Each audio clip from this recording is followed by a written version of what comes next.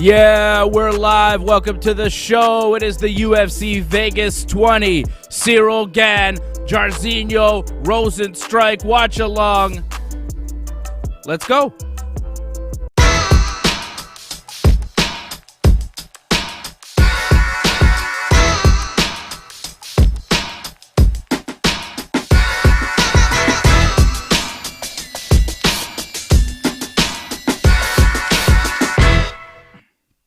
Yeah, what's up, everybody? I'm Dave. AJ's with me. What's up, AJ? What's up, mofo? How you doing, buddy? Man, that music before the show starts, man, every time I'm like, I don't want to get into it, but then it just carries me like into the beat, and I'm like thinking like, if I close my eyes, I feel like I'm in like, you know what I'm gonna say? I don't know what you're going to say. In Vegas? Oh, yeah. You know exactly what I'm gonna say. At a strip club. Some John Jones club. Yeah, exactly. Minus the aggression and minus the photo. That's your favorite. That is your favorite. Go into the strip club. Strip club talk is your favorite. We're here to talk about the UFC Vegas going on right now. Alex Caceres about to step into the octagon against Kevin Kroom, one of the guys on AJ's parlay. We'll show you our parlays here in a second. My parlay that I gave you that you can bet on over at bet99.com. My parlay doing well so far. Dustin Jacoby cashed it in 1-0, although there were some scary moments early in that fight against Maxim Grishin. Maxim Grishin had him in trouble, dropped Jacoby with a solid jab, had his back, looking for a rear naked choke. I mean, there were some scary moments for me as a guy who told you to bet on Dustin Jacoby, as a guy who myself bet on Dustin Jacoby tonight. Little bit scary there, but he picked it up in the second round. Close. Those calf kicks, man, those calf kicks seem to be the story of MMA these days. If you don't know how to calf kick, get out of the game. If you're not calf kicking people, if you don't have an idea on how to defend those calf kicks, get out of the game. Dustin Jacoby using those calf kicks to perfection. Maxim Grishin had less power on his front foot, couldn't generate that power, couldn't drop Dustin like he was doing in the first round, and Dustin was able to pick him apart with superior striking, a nice solid jab, and those kicks over and over again. Third round was real tight. When they went to the judges' scorecards, it was close, man. The second round was Jacoby's. The first round was Grishin's. The third round was tight, but the judges scored it for Dustin Jacoby. All three judges scored it to Jacoby. Grishin didn't like it, but I thought Jacoby did win the third round. I gave him the fight, but I was a little biased. What did you think? How did you score the third? You know what? Like I thought Grishin won the third, but like I said, it was so close. I didn't know either. And it was on your side because your parlay went with Dustin. But man, it was a good fight. But I was really more interested in the fights after that, like the Ronnie Lawrence fight. Man, this was his UFC debut, and what a way to start, man. This guy was, and you got to give it to Cachero as well, man, because he fought a good fight.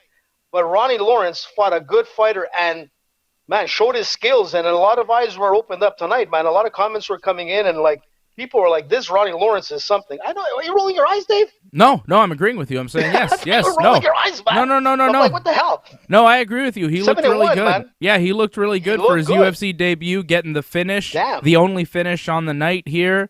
Ronnie Lawrence over Vince Cachero. Nice, impressive finish by Ronnie Lawrence. I liked his celebration, too, the way he kind of flipped around, did that, like, flip thing. Yeah, he did like that break I can't do that. I thought it was like good God. Capoeira, break dancing. Whatever he did at the end was enough to make me think, man, wow, if that guy could do that shit, let's see what else he can do. And at the end of the fight, he had his post. I don't know if you saw the post-fight meeting there, or whatever you wanted. Yeah, so what happened was that he basically said, like, that he was happy to be fighting and whatnot. He was pretty humble in some sense. But he was, like, not happy with his performance because he wanted to show more of a striking game, which he didn't. In fact, his wrestling game was, like, awesome. Like, his singles, his doubles, and his throws, man, like, you know, were right on the mark, man. It was a wrestling clinic. But he was upset because he didn't showcase what he came to do for his game plan, which was to show everybody how good his striking was. So he was like, my performance, I'm not happy about it. But I'm happy that the result is there. But you know what? It's going to be a different thing when you see me next kind of thing. So, man, this guy has You know, he's hard on You're a himself, fan. but man, that You're guy. a fan now. You like him. Look, I like this guy. So, and you know what I like about him too? It's Ronnie Lawrence. And you know, me and Freddie love Johnny Lawrence from Cobra Kai. So every time I'm looking at him, I'm like screaming out, Johnny, go Johnny, let's do it, Cobra Kai, man. And you know what? He performed. You know what we're talking about, Dave? The Ronnie Lawrence, Johnny Lawrence thing. Not really, but he looked really good. Anthony Plessia on the chat says he's got a mix of AJ and Dave picks for his parlay. Hopefully the mix will be a winning one for him. I hope for you that it is a winning one for you, Anthony. Don't forget to use our link when you sign up over at bet99.com. Use the promo code Ringside, and they will match your opening deposit, a matching bonus up to $600 over at bet99.com when you use the promo code Ringside. Seeing Brooklyn Lizard on the chat. Brooklyn Lizard, excited for the show. Brooklyn in the house. Brooklyn. Craig Paquette is a member of the team. Thank you, Craig. We appreciate you. Become a member like Craig did. Craig is a member. Craig knows what's up. Become a member of the team. Go to the main YouTube page. Go to the Ringside Report YouTube channel. Sign up to become a member.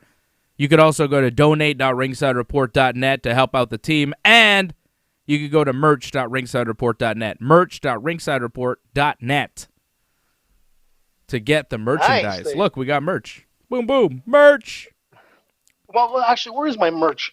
Your MMA authorities. And you know why we're your MMA authorities? Because this show was the only show that told you that Alexis Davis was going to win.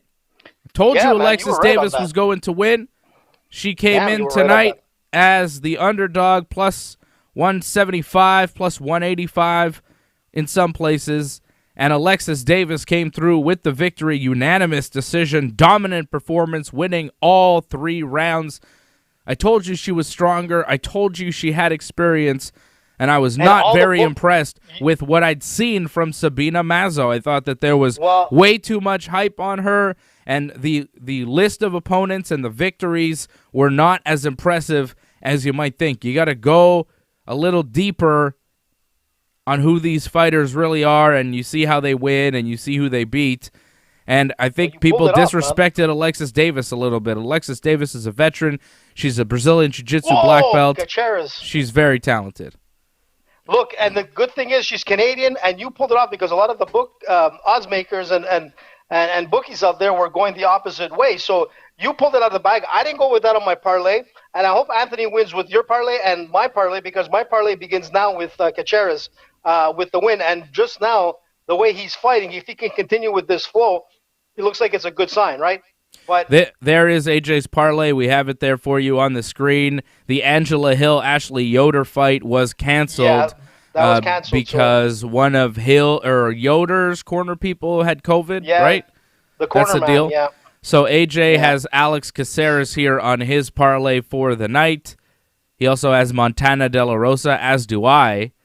And Magomed Ankalaev and Cyril Gane will get you my parlay here in a second. But listen, yeah, absolutely. And I went with another parlay, which I didn't post, but I went with Jimmy Jimmy Rivera to win Jimmy Rivera. You don't even know his name.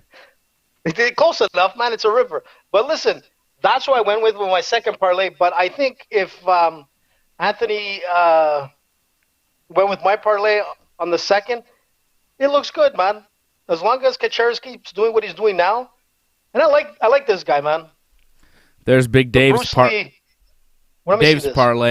Dustin Jacoby coming through so far, and then I have De La Rosa, Ankalaev, and Cyril Gane. That was the parlay that I felt most comfortable with, saying, okay, these are the bets. These are the ones that I like as far as winners.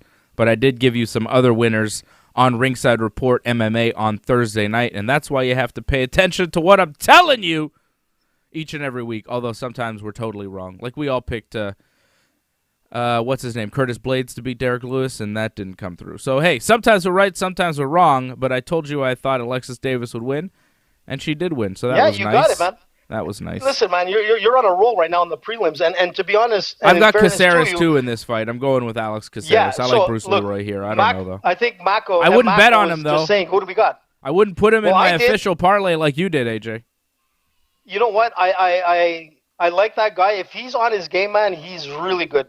So far, like he's looking good in this first round. I mean, there's still a lot of time to go. But like I said, if he continues with this flow, he could pull it off. And Mako, that's what I went with. I went with Caceres on this one. Yeah, And Dave Caceres. didn't even. No, I didn't want to put a pick on this fight because I'm leaning with Caceres, but I don't have a ton of confidence in him.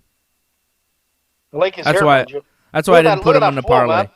I've never, he's Look never at been that, a man. super consistent fighter in the UFC. Yeah, but you know what? He's got hard to these bet skills on. at times where, yeah, but he's got these skills that sometimes he doesn't like he's hot and cold at times, and that's the weird part. The first time you saw Caceres fighting, you were like, "Holy shit, who is this kid?" And he's still got that excitement, entertainment, but it's a risky fight to pick on a parlay because it could go either or. I was pretty confident against Kroom here for Caceres to win, but you know what? We'll see at the end of the third round, hopefully, unless he can finish it off now. And my parlay is looking good for Anthony. Oh, he's looking good, man. He's looking good. He's throwing those punches. Oh, he almost had a guillotine, a standing guillotine, but no, he threw it out. Hey, listen, Alex Caceres, an old school Team GSP member.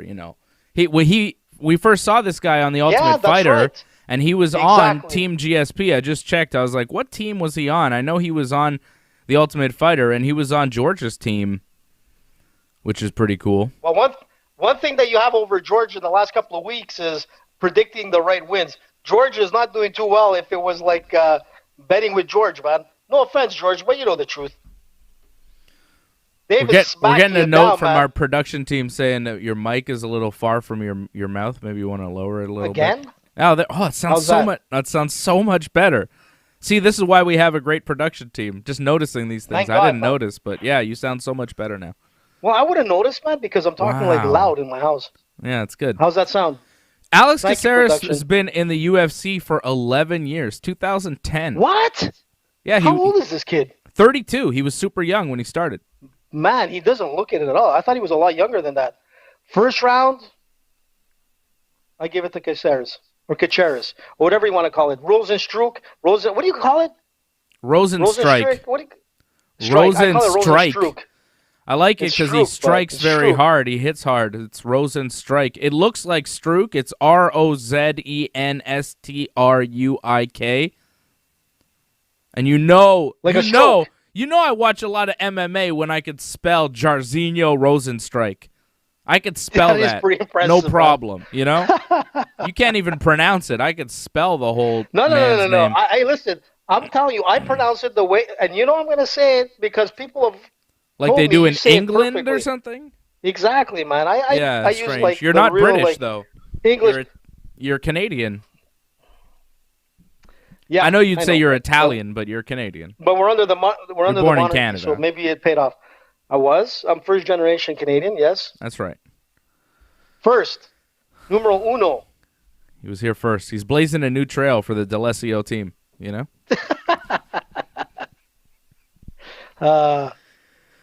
So we've got Alex Caceres and Kevin Kroom done the first round. AJ scoring it for Alex Caceres. I'm on the fence. I don't know. I would go with Kevin. Come on, man. I don't know. Maybe I think Kroom maybe won the round. Man. I think Kroom maybe won the round. I don't know. It was pretty close. Way, man. Not close enough that Kroom won that round, Dave. Let's be honest. Okay, Look at the shot. I'll disagree with you. He's rocking him. I don't want to be badgered. You just want to disagree. No, I'll agree because I just don't want you to hassle me about it. I really don't. I don't have that strong feelings. I just felt like Kroom was pushing him up against the fence and he had more control in the fight. You're gonna panic. You're gonna panic Anthony on his parlay. Caceres just landed a good shot though. Like Kroom can take a shot, like Caceres seems to land, and Kroom just keeps moving forward. Kroom's looking for a takedown. Kroom doesn't go away. He's getting hit, but he doesn't seem to affect him at all.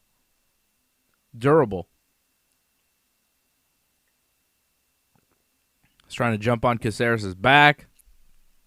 He's all over him. I mean, he's taking the back, but he's not doing much with it. I mean, Caceres is defending really well, and it's gonna tire him out. It's gonna tire Kroom out. Watch, you'll see. Kroom is in the Valley of Doom soon. The Valley of Doom.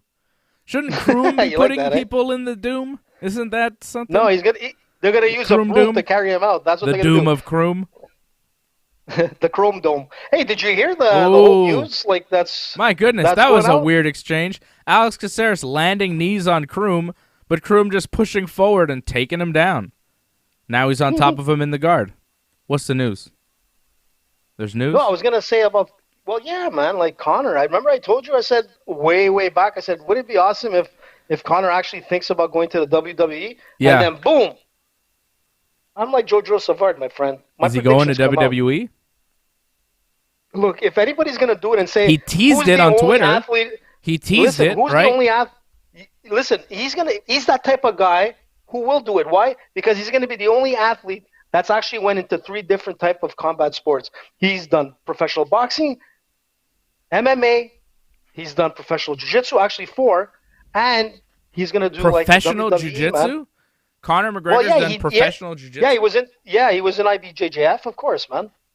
I don't know how well he did. Yeah, he was as a purple belt. He was competing. Oh, Caceres looking for a triangle here. He's got a good triangle too. He's got it tight, man. He's got it tight. Let's close it up. Let's do it for Anthony. Let's make him win some money. Let's close. He needs to bring the arm to the other side, though. Well, the arm's on the wrong side. Yeah, it's not only on the wrong side, but you got to pull that head down. There's one thing you got to do is you got to pull that head down and you got to lift those hips. Oh, it's getting tight. But it's a tight lock over the head. It's tight. The head, but the arm. Oh, and he gave it up. He just gave it up. His arm was on the wrong side, right? So those that don't know, you want the triangle. When you have a triangle choke, you want to put the arm over, and he had the arm over here, and that's not good enough. And also, you want to pull the head down. He wasn't doing all the steps you need to finish that triangle. No, and that's the thing. You can pull the head down, so you put pressure, and then he'll pop back, and that's when you pull that arm in and then reclose.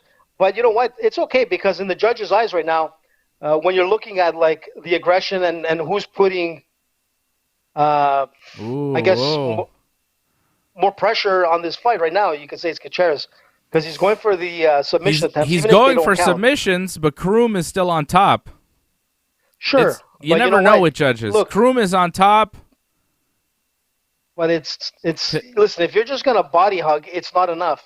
You got to do something with that. You got to throw knees, you got to throw elbows, you got to throw shoulder hits. I don't care what it is, but it's not enough if you can't even take the guy down. So it's a body hug, big deal. It's a tough round to score though, because Kroom did get a takedown and did land on top, but he has taken shots. Like those were good elbows there that Caceres just landed, like the spinning elbow in the clinch against the fence. Yeah, Caceres is landing Bruce things. Kroom is like applying the pressure and staying on top and scoring the takedowns. But I'm still going with Caceres in this fight. I think Caceres is winning. Yeah. He's winning. And the thing is, but you never know with judges. That's what I'm saying. You're right. Like, I agree with you. I think in the spirit of combat, Caceres is winning. But because Kroom is the one pushing Caceres into the fence, because Kroom is the one that scored a takedown and was on top, they could score it for Kroom. Although Caceres was going for, like, he had a triangle attempt. Elbows, punches. So he's got the strike. Like, if you look at the striking count, which is totally bullshit in the UFC. Like, there's sometimes, like, people are throwing, like, hundreds of, like, punches, but really, like, their accuracy in strike counts is, like, maybe 20%. Because what's crazy is that a judge or the counters, let's just say I wanted to be in the ring and I just started shadow boxing. I'm just going to throw these punches like this, like before the guy comes in. Do you know that they're counting those as strikes or punches thrown? Like, it's so ridiculous. If they don't land? If they don't land. So I could be there 1, 2, 3, 4, and they're counting that as 4.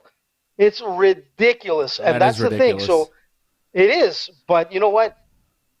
You know, sometimes it does help, like, if you're on the outside and you're, like, not even hitting him, but you're throwing it, but it'll just look like, oh, the guy had, like, whatever. 62, like, for the judges. Sometimes they don't know. The round, yeah. So, look right now. Kroom is doing it in the third round, just throwing punches, so those count as 3. None of them landed, but Caceres got, like, something that did land, which is a side kick to the sternum. That counts. So we're through 2 rounds. I think Caceres won the second round. Kroom is ready for the Valley of Doom, bud. I'm telling you. Kroom is feeling the doom. Dave? What? He's getting hit. Feeling the doom. Yeah. But one thing with him is he's getting cracked. Oh, cracked again. I mean, Kroom is.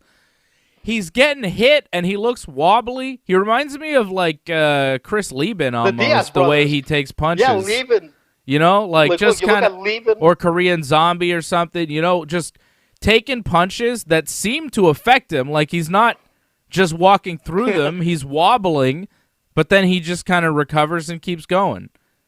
You're hurting him, but you're not putting him out. Listen, in boxing, they call this guy like a pure cement head. A cement head, it means he doesn't have like the best skills. You can keep hitting him. He hits the ground and he comes right back up. Yeah. These are the scariest fighters because you can throw all your like arsenal at him and he does not submit. He doesn't get knocked out and he keeps coming forward. So if you don't have the gas tank to continue, you're in trouble because this guy is the type of guy that throws that one bomb and knocks you out because you're so gassed. But you know what? Kacharis is staying on the outside. He needs to keep staying on the outside. Kroom is dead. He's going for the takedowns, but that's like your last ditch effort when you're like on death's door. He's getting smacked around. He's getting smacked around, but he's a cement head, man. He's not going down. You're not going to knock this guy out unless he gives up because he's fatigued.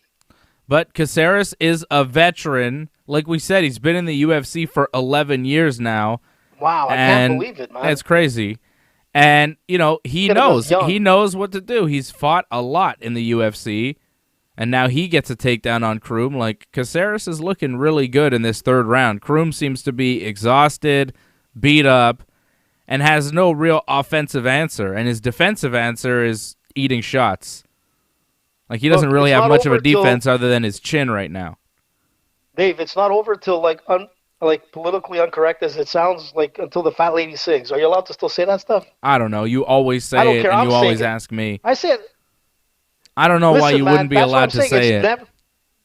Yeah, exactly, Dave. For once, you agree with me. I don't know. Some people are skinny, some people are fat, some people are in between. Listen, man, it's what it is. You look at guys.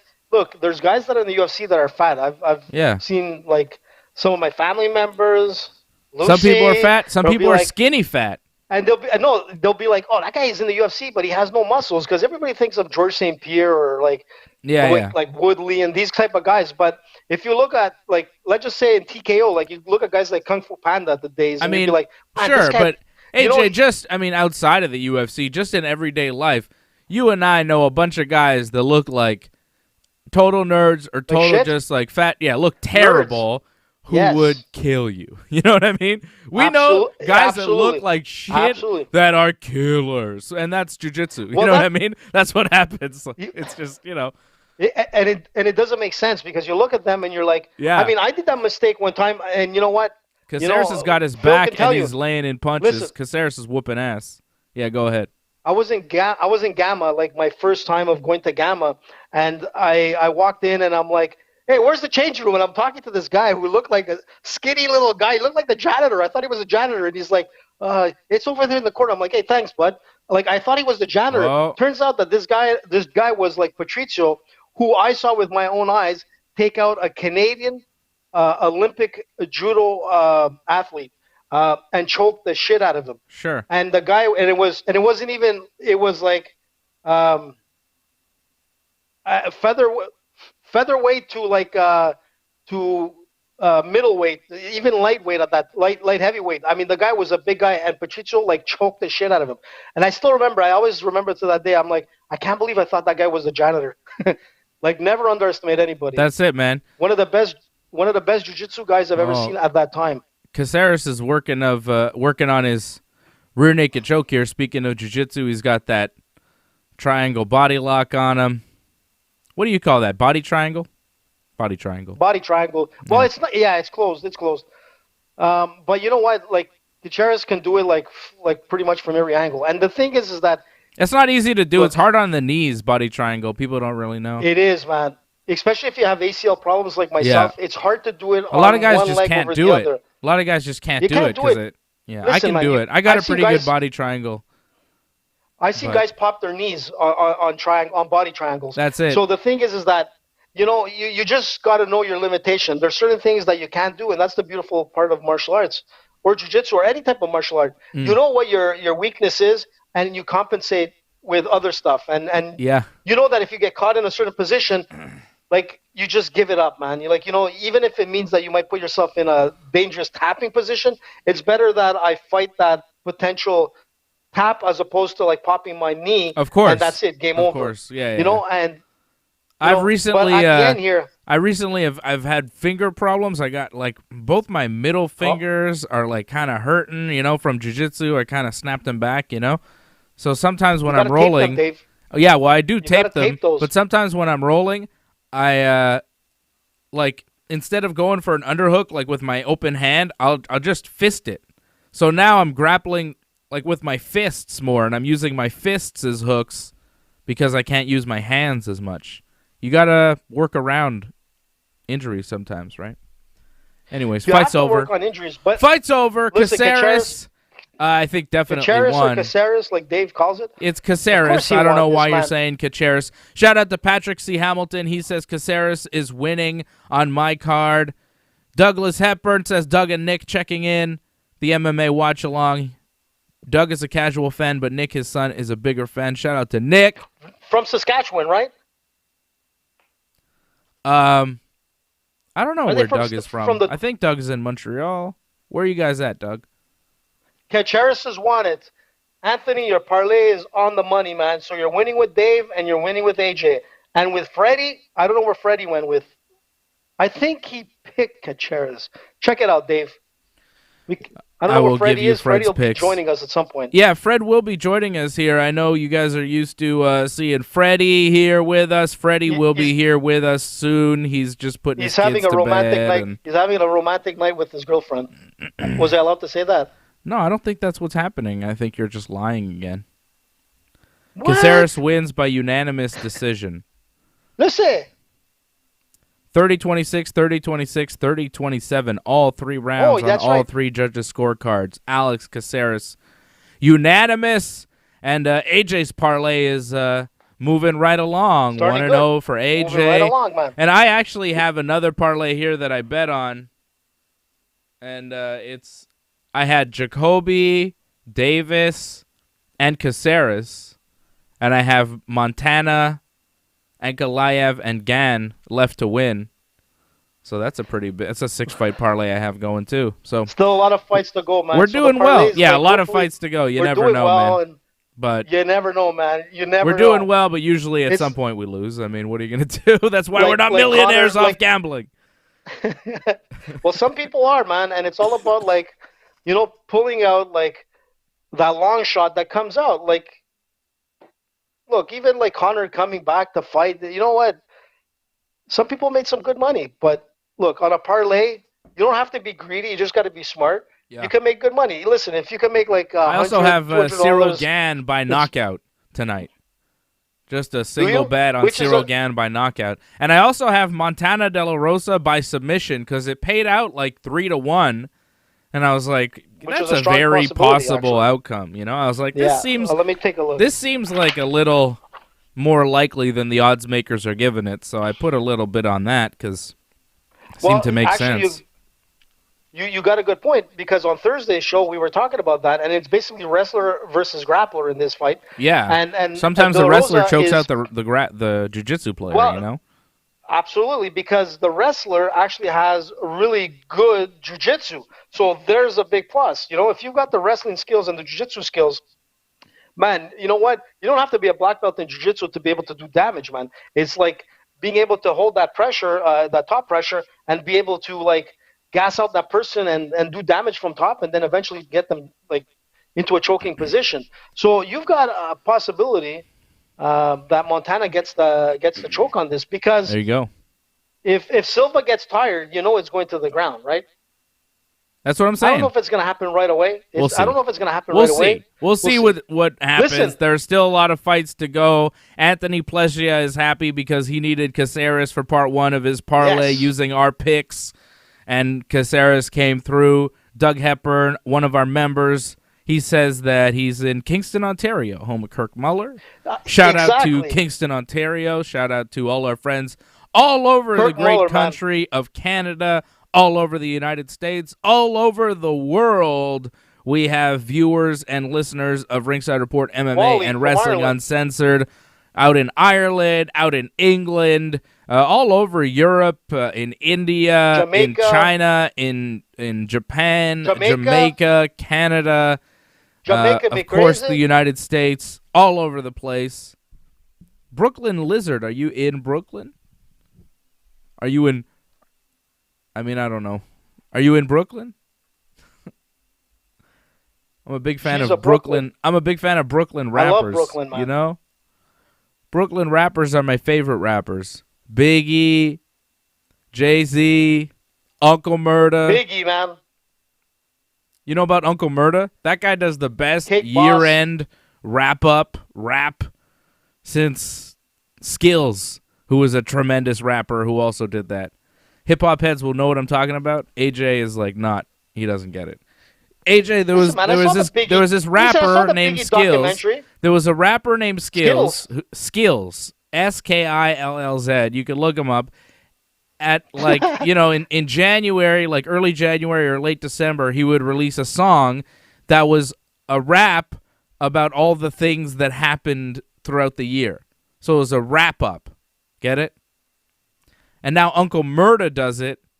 And his this year was really, really good. They're all really good. Yeah. And he's from Brooklyn. Uncle Murda. Look, well, that's good, man. So is like our buddy Robert De Niro, Joe Pesci, and all the rest, man. Brooklyn Lizard in New York City. And, of course, we have people out in Mars. Doug Hepburn pointing that out. We do have people watching out in Mars. The rover is broadcasting 100%. We're all over. That fucking rover must be bored, man. We're not just on Earth. We're on Mars, too. And they got the Ringside Report merch out in Mars. So go to merch.ringsidereport.net. My God, is that, what's his face? Ray Longo with super long hair. Did you see that? They're showing an Aljamain Sterling promo. Ray Longo's got like super long hair. Yeah, I know you. I'm surprised you've never trained under Ray Longo. You seem like perfect for a Ray Longo student. I would love to go. Listen, if we ever make our way to New York City. Yeah, that's the guy, Ray Longo. Okay, and I see Brooklyn's. Listen, I want to go see Ray Longo, and I want to go see Matt Serra. And you know what? You and Matt Serra in a room together would be too much. Oh, man. Listen, man, you know what? I love listening to the podcast. Like Sarah's podcast. Listen, the top 3 podcasts are this. Number 1, we know it's Joe Rogan. No doubt about it. Rogan's number 1. We're number 2, and Matt Serra's number 3. You know what I mean? I'm going to say that. Sorry, Matt. I know you're going to be upset, but, I got to, put our show ahead. Of course. The only fact is that we've got Freddie, we've got Johnny North. Listen, Rogan, man. No. Well, but yeah, Rogan is Rogan, bud. Come on, let's be honest. I'll tell you a story about Matt Serra. A funny story about Matt Serra, okay? It was April 2008, okay? And he's fighting George St. Pierre here at the Bell Center, right? And I'm covering the fight. I'm at the press conference, okay? Okay. I get up to ask a question. Now, this is 2008, so we're talking, 13 years ago? So I'm young. I'm like 20. You're still young, bud. But I'm in my early 20s, right? So I'm young, and I look pretty young. So I get up to ask Matt Serra a question, and he goes, and I'm covering it for a radio station I'm working for at the time, and he's like, well, what are you here, for your school paper? Oh, what's going on here? And he starts making fun of me because, I'm the youngest looking guy in the room. There's all these, grown men, and I'm, 21 or something at the time. And he's, starts, making fun of me in front of George and everybody. And I was like, all right, Matt Serra, take it easy. But then I talked to him after the press conference, and he was very nice, and he was a cool guy. And he was saying how he was saying how I should be rooting for him because me and Matt Serra are, the same size. And I should be, rooting for the small dudes against George. And I was like, yeah, all right, Matt Serra. But I was really rooting for George because he's from my hometown, and you got to love George. Listen, man, I love Matt Serra, and I'm telling you, if he's listening, I know I was listening to this podcast, but I'm pulling out a challenge to him. I'm pulling out the challenge as the best lasagna is not in New York City. It's here in Montreal. And if he comes to Montreal, I'll prove it. If I go to New York City, he can prove it to me. Challenge is on, man. Sarah, AJ, lasagna cook-off. All right. A lasagna and it's not me cook-off. making it. I'm just going to bring you. Yeah, man. All right. Hey, I was gonna say, Matt Serra, man. This guy, he's like, if you look at his like DVDs on jiu-jitsu and whatnot, he makes it so easy. Like he's a really, really good coach. I mean, he does breakdowns and whatnot. Other than being super funny and whatnot, he's probably one of my favorite like UFC fighters. But where I was gonna get at is that there was a thing with Sarah, and when he hears Montreal, all he thinks about is Pat Cote. He's like, that crazy fucking Frenchman. He is nuts.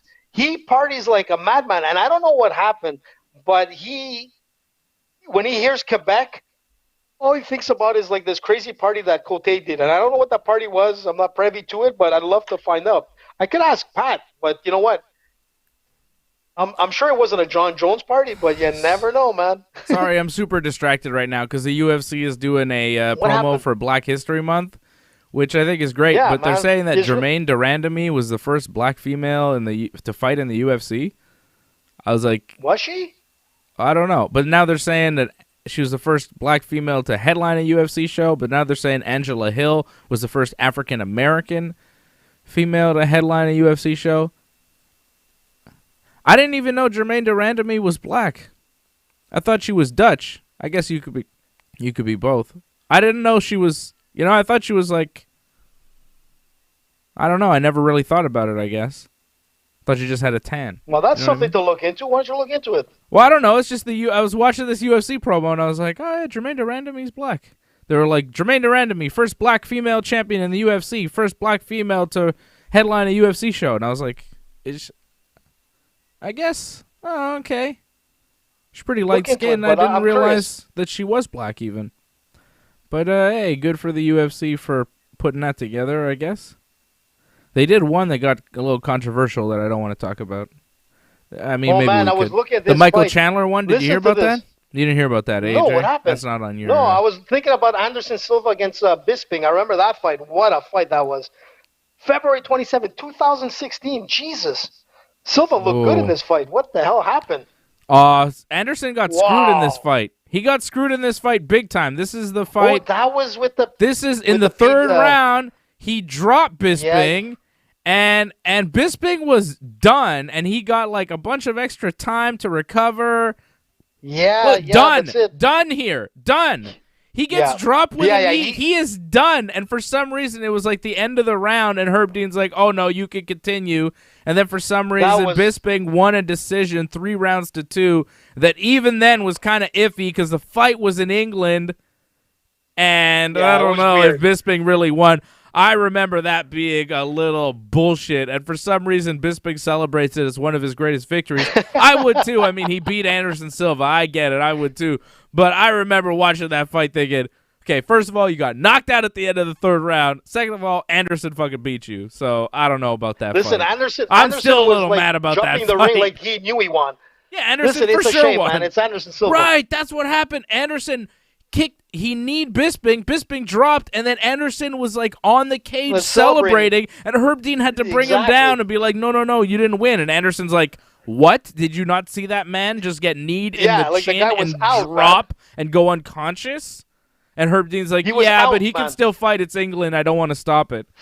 Fucking ridiculous. Herb Dean, listen, Herb Dean, I you know what? I like Herb Dean. A lot of respect as a ref. You know why man, Herb Dean? Yeah, controversial. Here's the deal with man, Herb you don't Dean. get more than him. Herb Dean got a lot of praise from Dana White for a long time because he was a referee that let shit go. He wasn't a referee that was going to give you an early stoppage, and Dana White hates an early stoppage. Dana White wants to see the brutality of the sport, and he wants to let it go, and he wants guys to stand and bang. Like, this is what he wants. He doesn't want you to fight boring and just win. He wants you to entertain.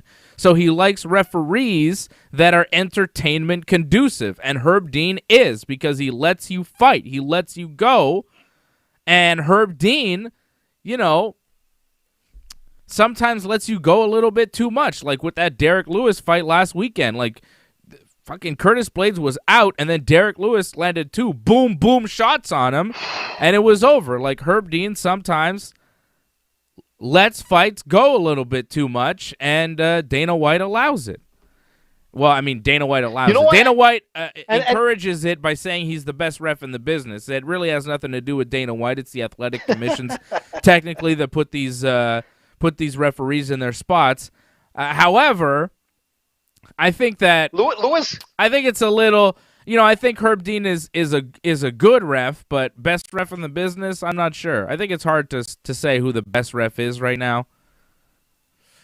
Look, I'm gonna say one thing. Lewis made me laugh. He's like, he blamed like Herb Dean. He's like, it's not my fault, man, if Herb Dean's too slow. And you know what? I'm like, he's got a point there. But Yeah. man, those two like heavy That's Herb's fault. That's to what the he said. end, That's man. Herb's fault. Well, when you think about it, you're absolutely right. When you got heavyweights, for sure you want to stay within a safe distance as a ref because you could get hit by any of those punches that are not at 100%, even like at 30, 40%. And if it hits a Herb Dean, he might end up in the hospital. He's not a heavyweight, and he's not able to take any shots like that. But you still got to be close enough that you know that these heavyweights, if they knock out, they may come in with like extra like shots that might actually seriously hurt the opponent. And I can see where Lewis said, yeah, it's Herb Dean's fault because if you looked at the fight, Herb Dean was staying like he was far back, you know? Yeah, I don't know if man. he was getting popcorn out in the stands or whatnot, but it was nuts. Go. Sometimes, he lets things go a little bit too far, but sometimes, he lets the fight play out to a conclusive finish. Oh my goodness. Doug Hepburn Who is says, that little boss? Yeah, my man. He just walks up. It's like Saturday Night Live, man. He just comes up. What's up, man? Ladies and gentlemen, just to introduce you, this is actually the executive producer of Ringside Report. He just went out, took out some of Dave's money out of his pocket, and he's gone. Yeah, he does that all the time. Where's He Freddie, just by the bursts way? in. Is he baking a cake? Fred's doing? on Like, his he's way. on He's gonna level be 2 here of, soon. like, I just want to give a you shout and me? out. I want to give a shout out to Doug Hepburn. He says Nick told me to super chat you guys, and he super chatted us. So thank you, Nick. Keep telling him to super chat us. Wow. Like, keep telling him to do it, Nick. Like, I encourage all that. I encourage anybody thanks, to Nick. super chat us. He's awesome. And if why somebody did you else is super with you chat and us? wants to super chat, super chat But away. what's- You hit up what's that the super question? chat, you become a member. There is no question. It's just a comment. Oh, Nick I told would've me to loved that. super chat you guys, and that's a Wow, super chat. thanks, We Nick. appreciate you.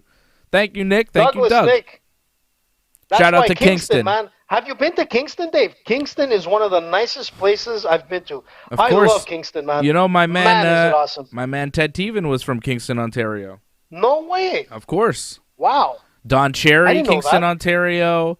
That I knew, man. The Kurt tragically Muller, hip Kurt Muller. Kingston, Ontario, right? A lot of Wow. Canadian classics from Kingston. Well, Right? I'm going to tell you, man, it's a beautiful place to visit. Like, once COVID is done and you want to take, like, a trip, screw Toronto. Oh, sorry, I shouldn't say that because Antoinette's going to be mad. And I we love like Toronto. Toronto, I love too. you guys. I want to love go back Toronto. soon. Yeah, no, for sure. But Kingston is definitely a place that, like, you should go visit. They have, like, these cool things in the summer, like movie nights. I don't know if they're still doing that kind of stuff, but the waterfront and all that, it's awesome. Very romantic place. I might There you bring go. Lucy. There you go. Kingston, If I can Ontario. afford it. Lauren Cronish out in Côte Saint Luc, Quebec. Shout Oh, out is he to from Lauren. Côte Saint Luc, Lauren? Yeah. Good baseball team in Côte Saint Luc. I remember that. Is it? Yeah, Pedro the baseball. Munoz making his walk right now into the octagon. It is Munoz versus Rivera coming up next. Just to give you a recap of what we've seen so far, Dustin Jacoby winning the opener over Maxime Grishin by decision. Ronnie Lawrence with a TKO win over Vince Cachero in the third round for the win. Alexis Davis, big upset over Sabina Mazo, unanimous decision. Thiago Moises defeating Alex Hernandez by unanimous decision. And we Good just fight. saw another unanimous decision, Alex Caceres over Kevin Kroom. All three judges scoring it for Caceres. Now we have a bantamweight fight. It's Munoz versus Rivera. Munoz is ranked 8th in the UFC's ranking. Rivera ranked 9th. Odds makers From coming Cuba. into this one have Rivera minus 150 the favorite, Munoz plus 120 the dog. AJ and I both picking Jimmy Rivera, I think, going into this, right? Yep. And let's hope it's like our parlays are looking good. But let's see. What did I have here in my notes? I didn't bet on this fight. I have a I few did. parlays going. I have a few bets going right now, and Jimmy Rivera is not part of it. I didn't have a ton of confidence in Jimmy Rivera. I did Well, put this a is little their money second on fight, Alex. right? I thought I didn't put money on Caceres, but I did, eh? I have Caceres on On one of my Alex? tickets. Yeah, Caceres Wow, won good. for me. But listen, Yeah, I have just quickly, this is my parlay. I have a 6-fight parlay going, and I'm halfway through. I've got Jacoby, Davis, and Caceres. I just need 3 more to win. And this one's not part of it. Well, this is one of my parlays. I took Rivera on this. Again, this is their second fight. The best win for Rivera was actually against Munoz. So let's see how this fight goes. It's going to be a lot of action, and let's hope he's able to pull it off. I'm not sure if Anthony went with the parlay with Rivera, but wow, what a way to start. I think we have our guy. I think we're ready. Munoz. Is Fred there? I think I see Fred. Freddie Garcia in the house. Freddie's been manscaping. What's up, bro? How's the manscaping, dude? I haven't manscaped in a long time. I'm looking rough from head to toe. I thought you were doing like the Blue Me stuff. I don't know, man. I got a baby that decided to start barfing, so I might have to run at some time, man. Jesus. Yeah. Oh, You okay. have Pedialyte at home? I'm not sure. Well, let us know, Freddie, if you got to go take care of business. Go take care of business. I mean, if I start running, it's because I need to go clean up something. Well, we've got I know that we've got feeling, things bud. going on. We're ready for you. Have you been watching any of the fights, Fred? Man? What? Nah, man, I've been. It's already this fight. I mean, yeah. Like, how many fights is left? 4. Well, after this, 3 more. Okay. 2, 3, 8. Wasn't it a 6-fight? They canceled another fight? But a bunch of fights got canceled. The Nurmagomedov guy got canceled. What happened to that fight? Ramazan. I think it was COVID as well, man. Karamagomedov. Karamagomedov. He lost. Or no, he was off the fight due to illness. I don't know if it's COVID, but that's what happened to him. Karamagomedov. Man, these guys are throwing bombs, man. You want to see firecrackers? These guys can throw. It's just like rock 'em, sock 'em here, man. All right, come on, Rivera. Rivera looking That's right. pretty good. Freddie, you went with Rivera as well, right? Yep. He's Rivera landing or some Rivera? good shots. Rivera. You keep saying Riviera like Dr. Nick, but it's Rivera. See, Fred got that? I don't know if AJ did. AJ, did you get that? No. I was thinking of the other guy. I was thinking of Rivera, the other guy. See, this is the thing. AJ is of a different doctor. generation. Dr. Nick Riviera. Who the hell's that? What? Hi, Simpson, everybody. Man. Oh, okay. The shitty doctor. The doctor you don't want. Yeah. Don't worry, this won't hurt. Just take it. It's never been tested. But I make a commission off it. You don't watch The Simpsons? Yeah, I don't know. I love The Simpsons. Yeah. Do you Now though? I remember what it is. You don't know Dr. Nick Oh, yeah, Riviera? I like watching. Actually, I like South Park a lot more than The Simpsons. Really? Yeah, man. That's just a bad take. I disagree. Fred? Family Guy. I haven't watched better. either of them for so many years. I probably haven't watched The Simpsons in 10 years and South Park in 15 years. So South Park is awesome. The Family I watch Guy is Simpsons. amazing. I don't watch Family Guy. I don't watch South Park. I used to watch South Park. Family I don't Guy anymore. is amazing, man. I still watch Simpsons Dave. every now and again, the new Simpsons, and it's pretty good. Here are Fred's picks for the night. This is Fred's parlay. He does have Jimmy Look at that Rivera handsome on guy. his parlay. He's a beautiful man. Look at that. Jimmy Rivera, Cyril Gane, Yeah. and Ashley Yoder, but that fight's not happening. That fight got canceled. So, Fred, this fight is on your parlay. He looks like Brad Pitt there. You look like Brad Pitt in that picture. thanks. I mean, So, take it Freddie, easy, I don't know if AJ. you heard. You're getting really excited over Listen, there. Freddie, I don't know if you heard about this, but rumor has it that Conor McGregor is making his way into the WWE. There's no rumor. Connor just tweeted something out, and you're reading into it. Man, the calf kicks again, man. Munoz is landing these calf kicks, and they're hurting Rivera. That's the story of MMA these days. It's like if you're not kicking a guy in the calf, you're not really fighting. What's the deal? What? It's like that's basic like martial arts. Like you cut away at the tree. It's the legs, man. You go for the calf. There's no more like lead leg to stand on, and that's it. It takes away all your power. Very smart. Very basic, but you got to get in. Look, as a professional wrestling expert, I can tell you that there's nothing going on with Conor McGregor and the WWE right now. You'll never know. There are no plans, and he will not be appearing anytime soon because it's too close to WrestleMania, and they haven't set anything up for him, and all the WrestleMania plans are already rolling, so there is no chance that he'll be appearing anytime soon. And also, he's going to fight again because the UFC wants to put him against Dustin Poirier, and Dustin Poirier wants to do that, and Conor wants to do that, so he's just going to keep fighting. Conor's going to fight Dustin, and if he loses that, then he'll go to the WWE because there'll be nothing left for him to do in the UFC, and he very well may lose that. So, yeah, I mean, he might go to the WWE one day, but it's not happening anytime soon. Who's the MMA guy? Who's the MMA guy that translated the best at WWE? And I'm not talking about Brock because he started in WWE. Ronda. Yeah, that's true. Other than that. I mean, Ronda was really good, you know? Yeah, Ronda, you guys other give her than props. that, She went and Matt- won the title. Matt Riddle? And also. Matt Riddle is a regular roster member. he's He used doing to fight good. in the UFC. He's doing Shayna good. Baszler as well. Shayna, she But- used to fight in the UFC. but does She's Conor an wanna excellent become a professional Matt Riddle? wrestler. Conor, no. Conor doesn't want to become a Matt Riddle. No, but he could be a Ronda Rousey.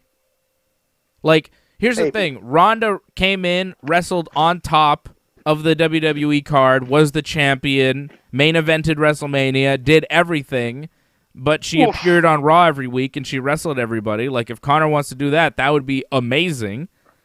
But you see, Ronda was a better athlete than most of the girls that are in WWE, probably better than all of them. Where Conor, I don't like. He's a great athlete, but man, is he really gonna do stuff that?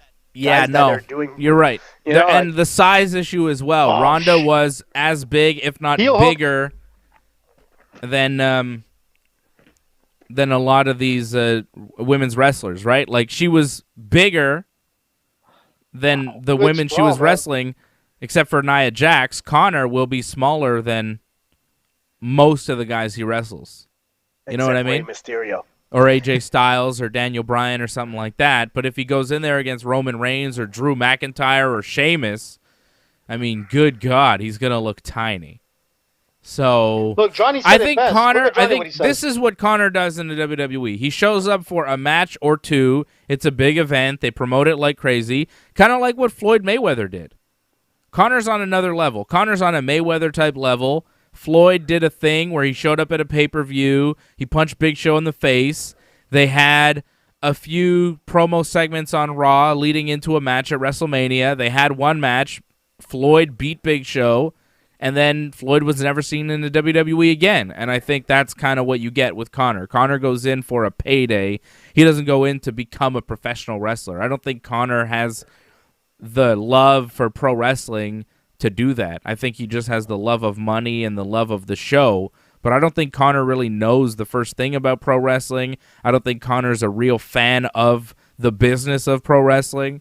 Ronda liked pro wrestling, and she got it. Shayna was an indie wrestler, and Ronda went to see her. Ronda understood what pro wrestling really is.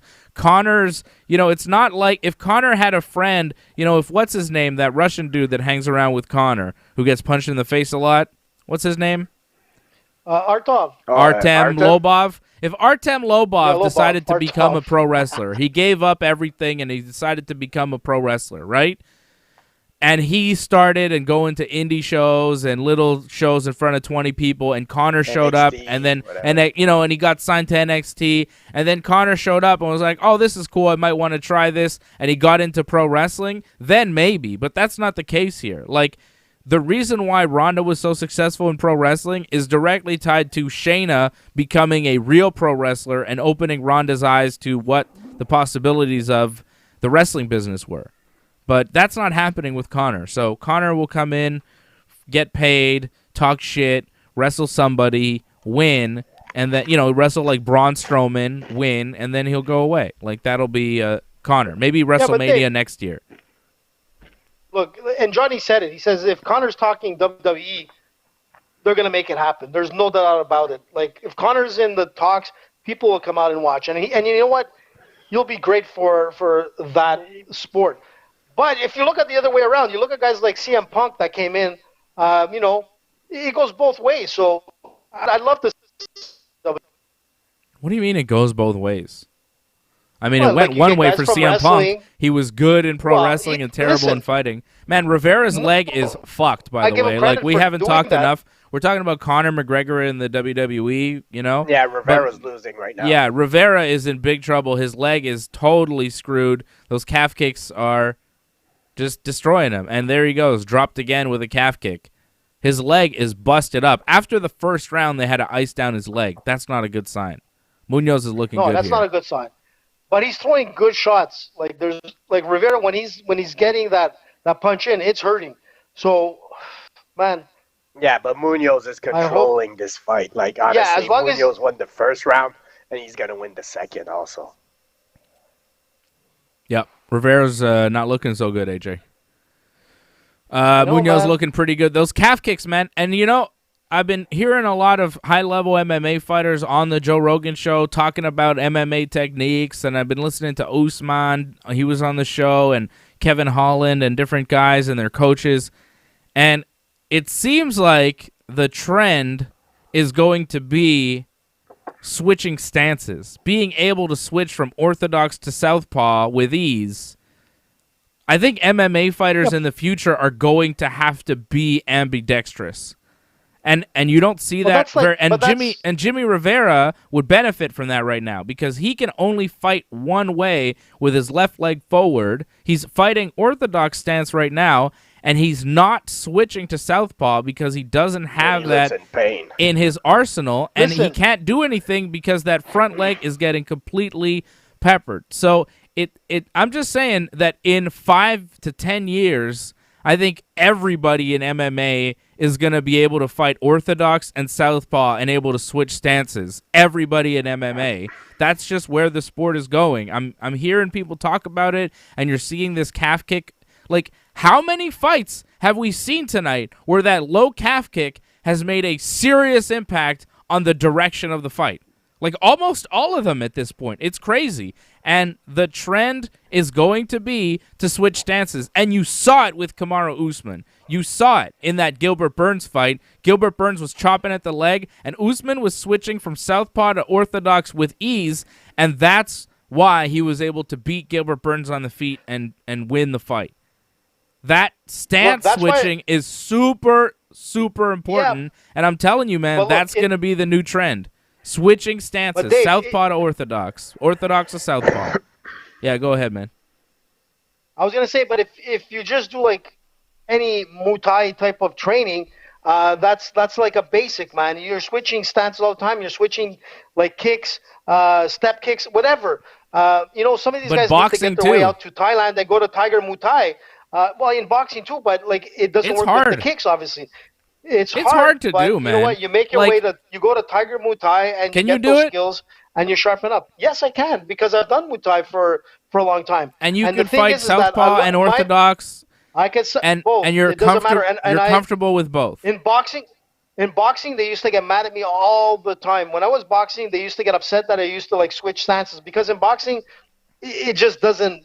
You stay with your lead leg and your power punch, whatever it is, if you're southpaw or orthodox, you stick with that plan and you don't switch. I used to switch all the time, which I used to confuse like my opponent, but you know what? It wasn't accepted back then. Now you're absolutely right. I agree. Like in mixed martial arts, you need to be able to have like that switch up, and that comes really through like, you know, obviously not boxing, but you know, more into like the field it's MMA. Of, like, it's not boxing. It's MMA. It's MMA. It's its own thing, man. I'm telling you, MMA is evolving so fast, and you're seeing things show up, and it's like, okay, now everybody has to do this, and this low calf kick is going to change the way people stand in the octagon, and you're going to have to not only switch from southpaw to orthodox, but you're going to have to be able to switch in different types of stances, you know, from a karate to a boxing stance. Like, you're going to be in a place where I think you're going to have to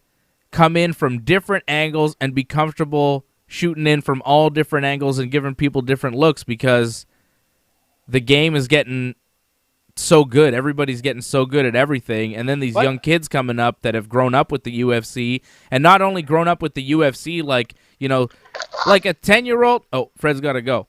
Fred will be back. Freddie's gone. But look, But Dave, listen, you know what's interesting? listen to a 15-year-old. You know what I mean?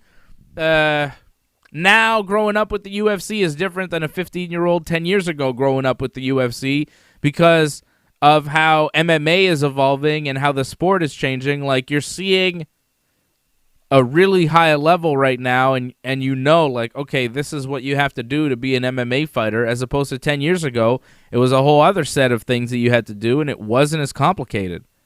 It's way harder now, man. No, but- Fighting is way more high level. It is, but what's interesting is that if you look at like traditional martial arts, it's like nothing new. I mean, you look at things like, for example, Connor's like shoulder roll. Like everybody was like, "Oh my God, did you see that shoulder roll?" I mean, that's absolutely nothing. That's common stuff in.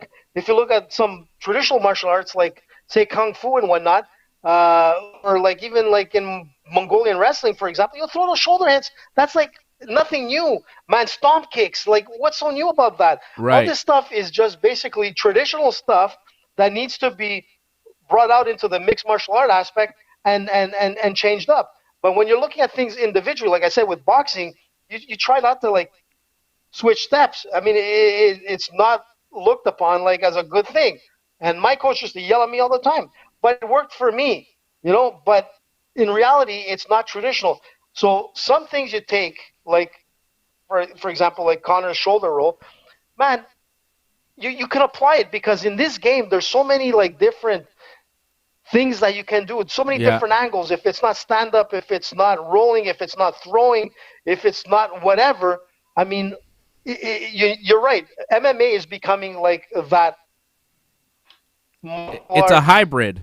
It's a hybrid. It's a hybrid, and it's really becoming more and more of a hybrid sport as time goes on and as people get better and as people learn. Like what you're saying, you know, the shoulder strike or the stomp or the calf kick, or when Anderson Silva, you know, threw that crane kick on Vitor Belfort, then all of a sudden people started doing that.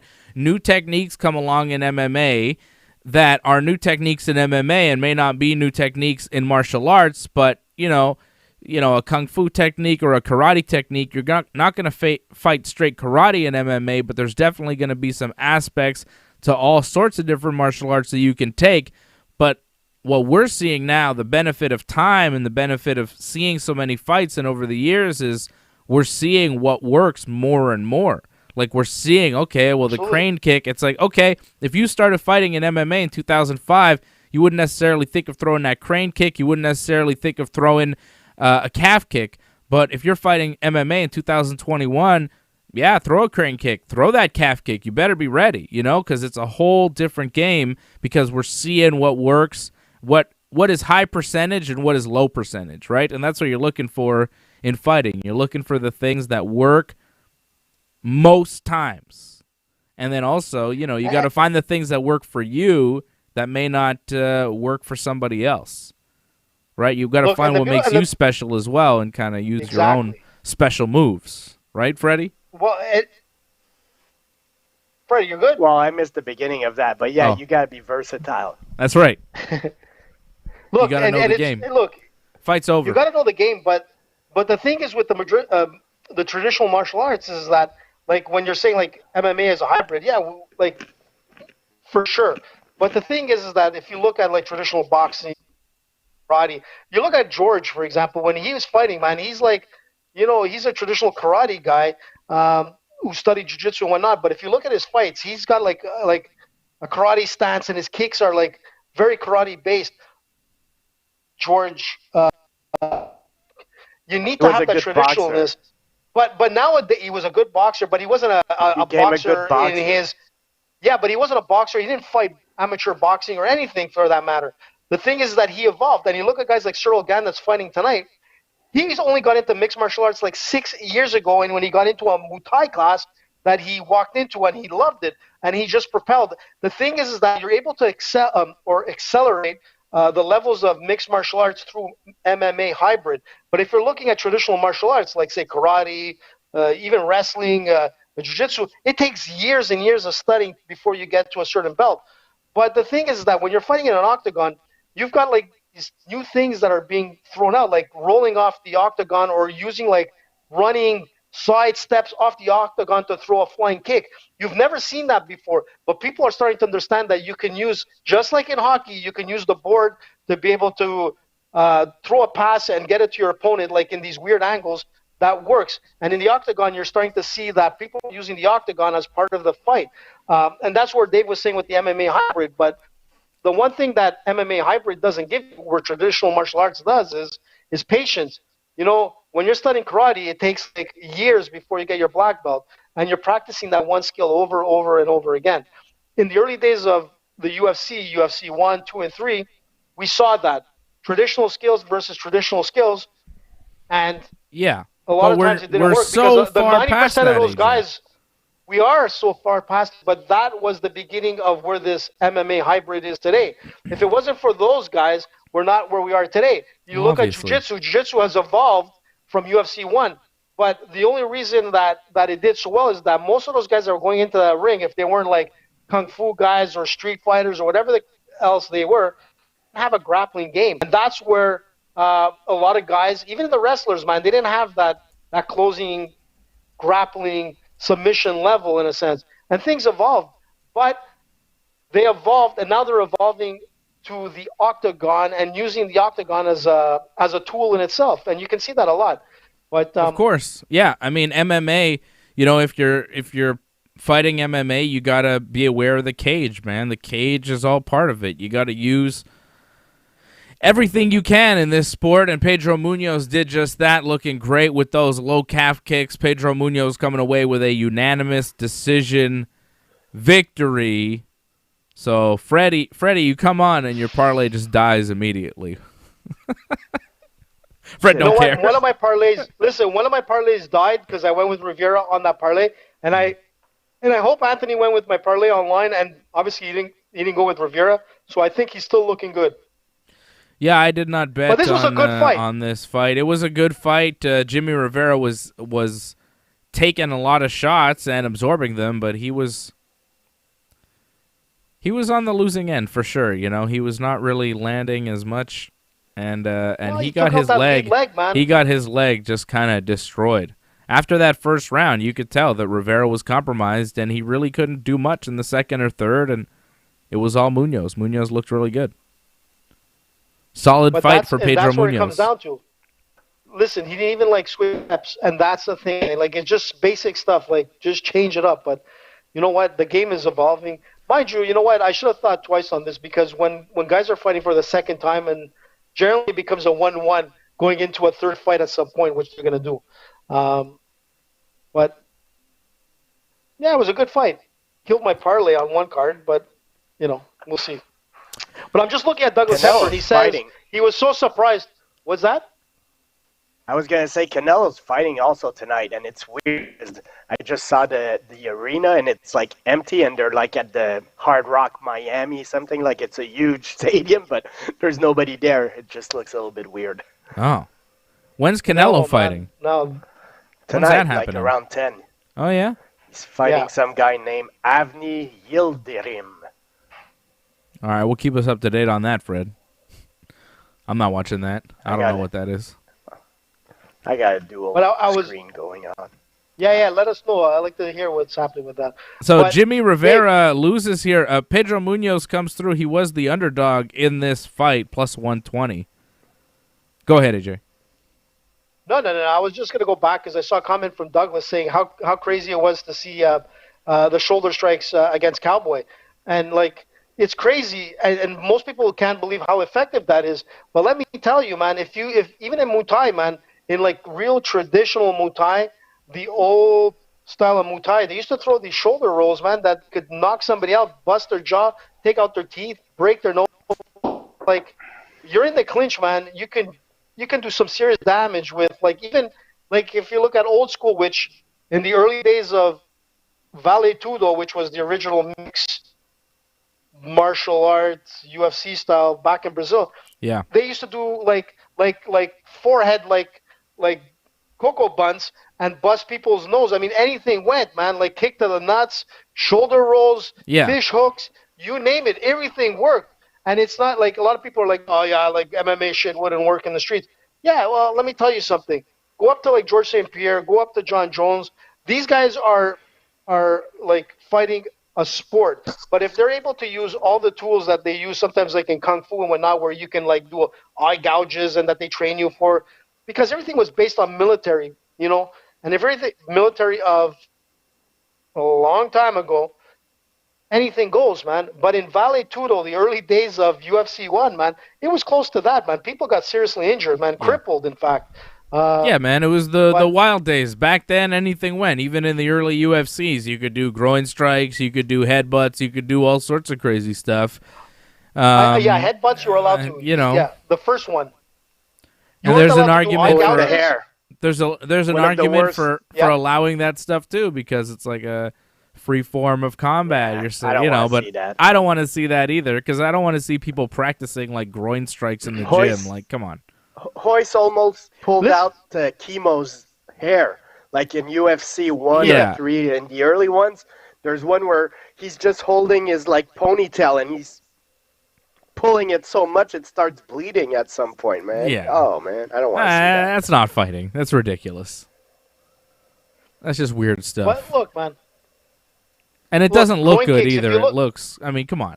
You can't allow kicks to the groin, all that Vale Tudo old school stuff. Like, it's where it came from, but there's a lot of stuff there, you know, like, come on. You can't punch a guy in the balls. You can't headbutt.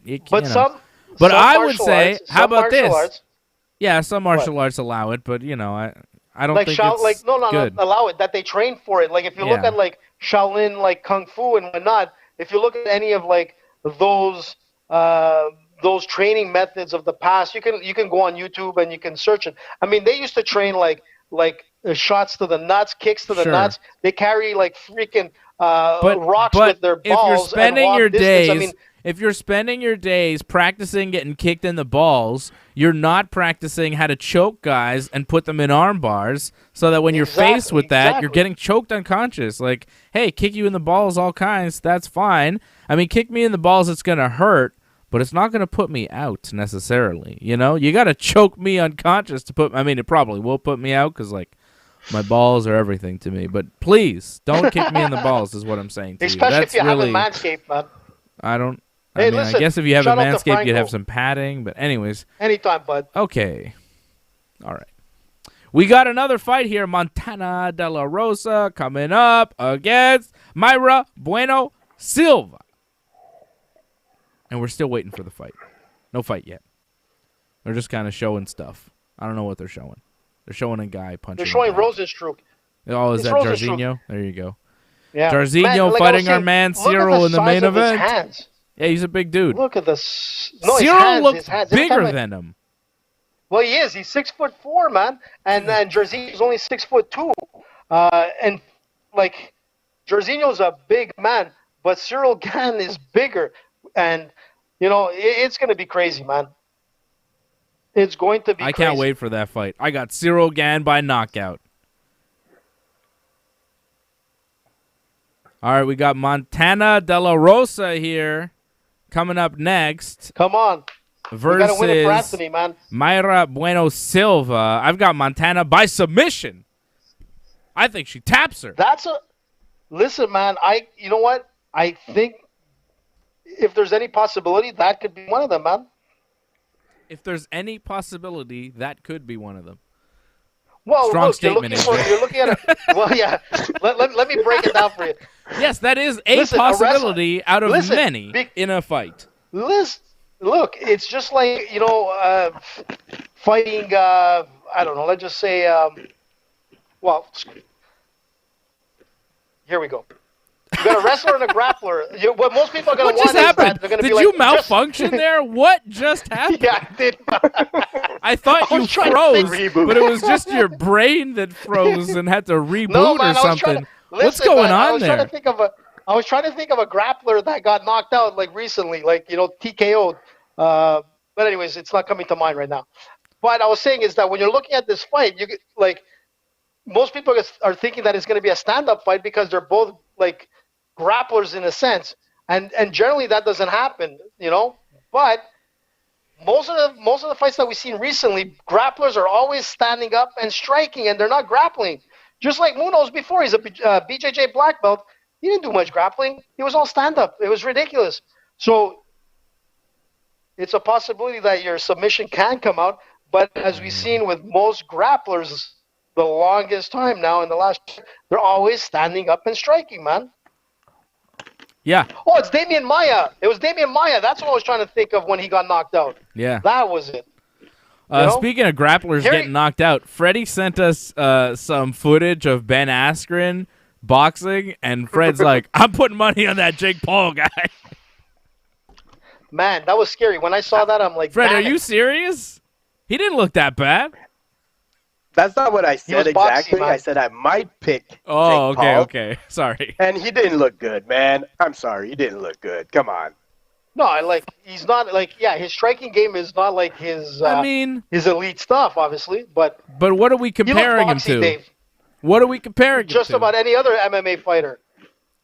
I mean, but compare him to that Jake Paul or which one is he fighting? Jake or Logan? Jake. Jake, I'm pretty sure. Yeah, I mean, compare him to Jake Paul. Is he worse than Jake Paul? Jake Paul, man, is actually like if you see if you see his training camp, in the bottom 10% of like MMA strikers, like he's not a very good striker, man. Askren? That's all I'm saying. Yeah. Yeah, but could Jake Paul stand with the bottom 10% of MMA strikers? With only fists, maybe. I don't know, though. I still don't know. I'm not sure. That's why the fight's interesting. We'll definitely do a watch-along for that fight, right? We have to. We have to. It's going to be crazy. Look, you know what? I love Ben Askren. I think he's awesome and whatnot. But I don't know, man. Jake looked pretty good. Like I said, in his training videos and whatnot, in his training camp through his last fight, man, the guy actually looked decent. If you have to say, like, is he great? Well, to really good boxers, absolutely not. But he would be good ranked amateur at this point from what I've seen. And like Ben Askren is like no striker. Mind you, he's been fighting in MMA for a long time, so he's able to use his striking abilities, but he's also a guy that you got to walk out with grappling. So when you're boxing, there's no grappling, there's no kicks, there's no knees, there's no real like pressure against the octagon. You got to stand there and like trade punches. I don't know if he has like that speed that I saw Jake Paul have. That's the thing. So we'll see what happens, bud. It'll be interesting. The favorite, minus 230. Ben Askren plus 110, the underdog. For and real? people in the chat, believe that Jake will win. I am D. Lloyd says Jake will win. Brooklyn Lizard thinks Jake's good. So people think that Jake is going to beat Ben Askren in a boxing match, and he very well might, man. Like, you know, this isn't MMA, this isn't wrestling, and that's what Ben Askren is good at, and this is a boxing match. So, yeah, Jake Paul may have picked the right guy to fight, but I'm not convinced until it happens. Look, he's a rockhead as well, Ben Askren. Other than that knee that he got that almost killed him, but you know, this is a boxing match. It's very, very different. He doesn't have the skills that Conor had to go up against Mayweather, that's for sure.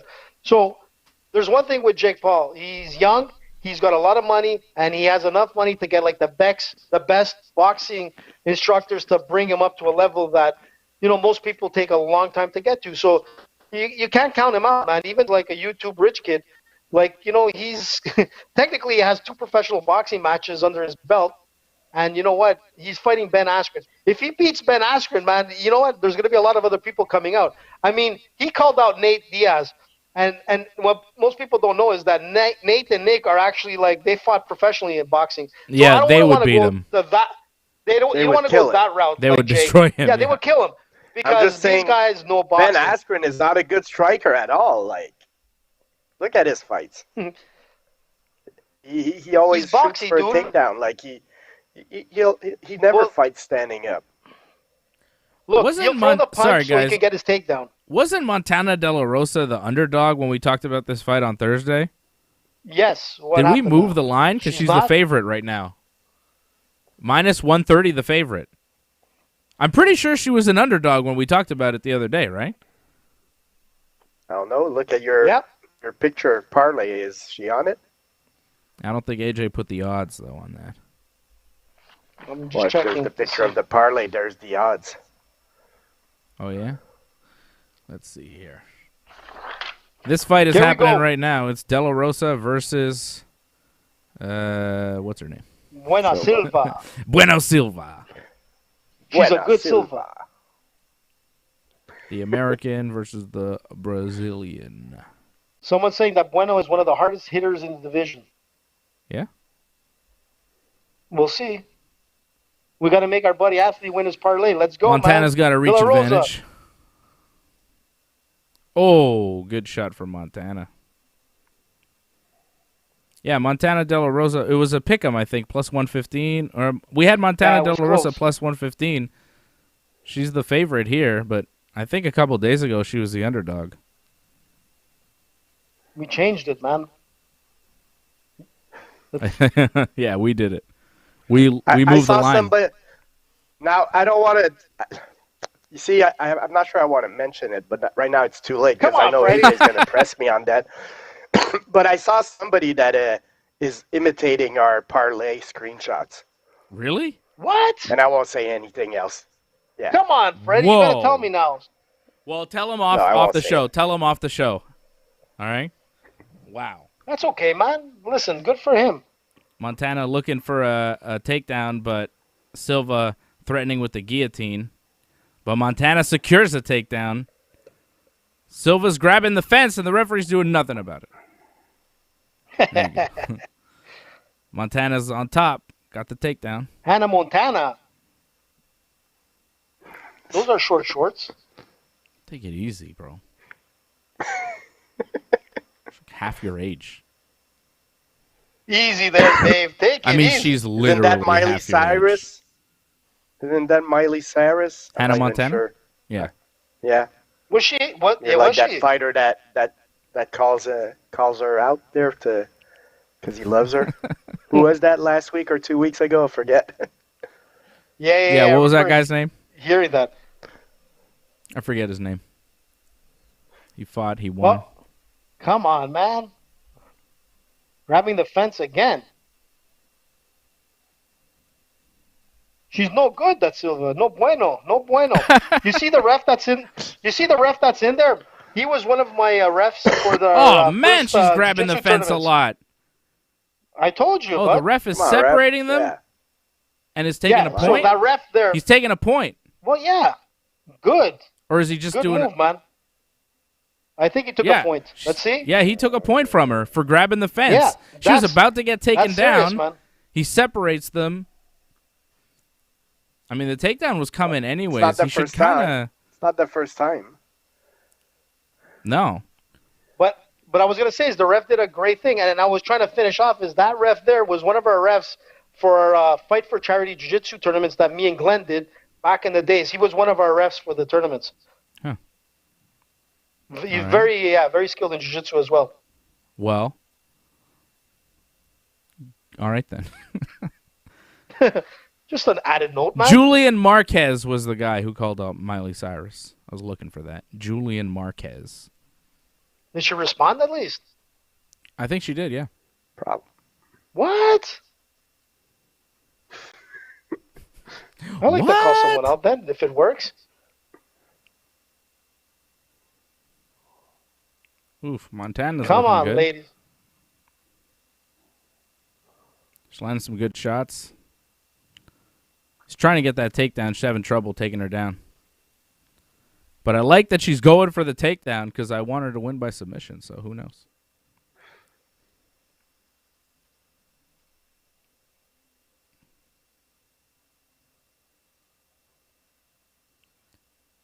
We got the main event coming up next. Huh? Did you see the news that Reebok is the contract's coming to an end? Yeah. And we know that Venom is taking Yeah, well, we you know did that. know that. Yeah. That's old news. Okay, but we didn't mention it on Thursday, man. Because it's old news. Venom we is- mentioned it like 6 Well, months ago when it happened. I don't remember that far, Dave. But anyways, I know it's you coming up soon. Listen, Venom is coming in as of, I think, next week or the week after, man. It's going to be pretty interesting. Because Reebok... Oh, yeah, so it's going to be all new uniforms Reebok, real soon, eh? All new uniforms. Venom knows, like, the MMA game. No offense to Reebok, but you know what? They killed, like, a lot of, like, the style to the UFC, but... How much Reebok MMA stuff did you buy? Yeah, not much. I got a bag. I saw the bag. UFC.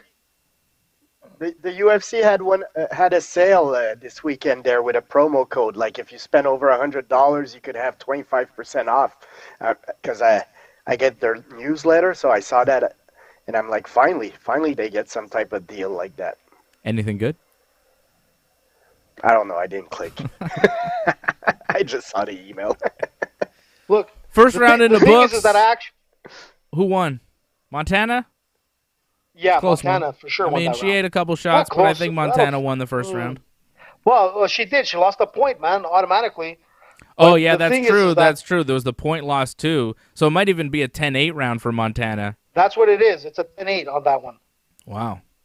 But I was going to say is I actually have a UFC Reebok bag, which is really, really good. When it comes to bags and things like that, like Reebok, like they were good. But, man, like the rest of their stuff wasn't great, man. UFC pay-per-view next weekend, man. UFC 259 is next weekend. We're going to be on for a watch-along next weekend watching the pay-per-view with you. Is that right, guys? Yeah. I have that right? Yeah. 3 title fights next weekend. That's going to be pretty crazy. It's going to be crazy, man. That's nuts. As long as no one gets Jan COVID or whatnot. defending against Israel Adesanya next week. Middleweight champion moving up to fight the light heavyweight champion. Megan Anderson fighting Amanda Nunes for the featherweight title. Aljamain Sterling against Peter Yan for the bantamweight title. Islam Makhachev against Drew Dober, and Alexander Rakic against Thiago Santos. Interesting. That Rakic guy was good last time I remember. Yeah. Yeah, he was good. Interesting. It's going to be a nice card. And look, tonight's fight night is awesome. Like, to be honest. Yeah, it's been some good fights. Like, really good fights. The preliminary fights were awesome. This is, so far, a good card. And let's hope it ends with a good parlay win for all of us. Montana went for a takedown there. Do you understand how a parlay kind of works? landed on the bottom. I don't think he does. Like, my parlay's dead, and I'm not sure if you guys had Rivera. No, my parlay.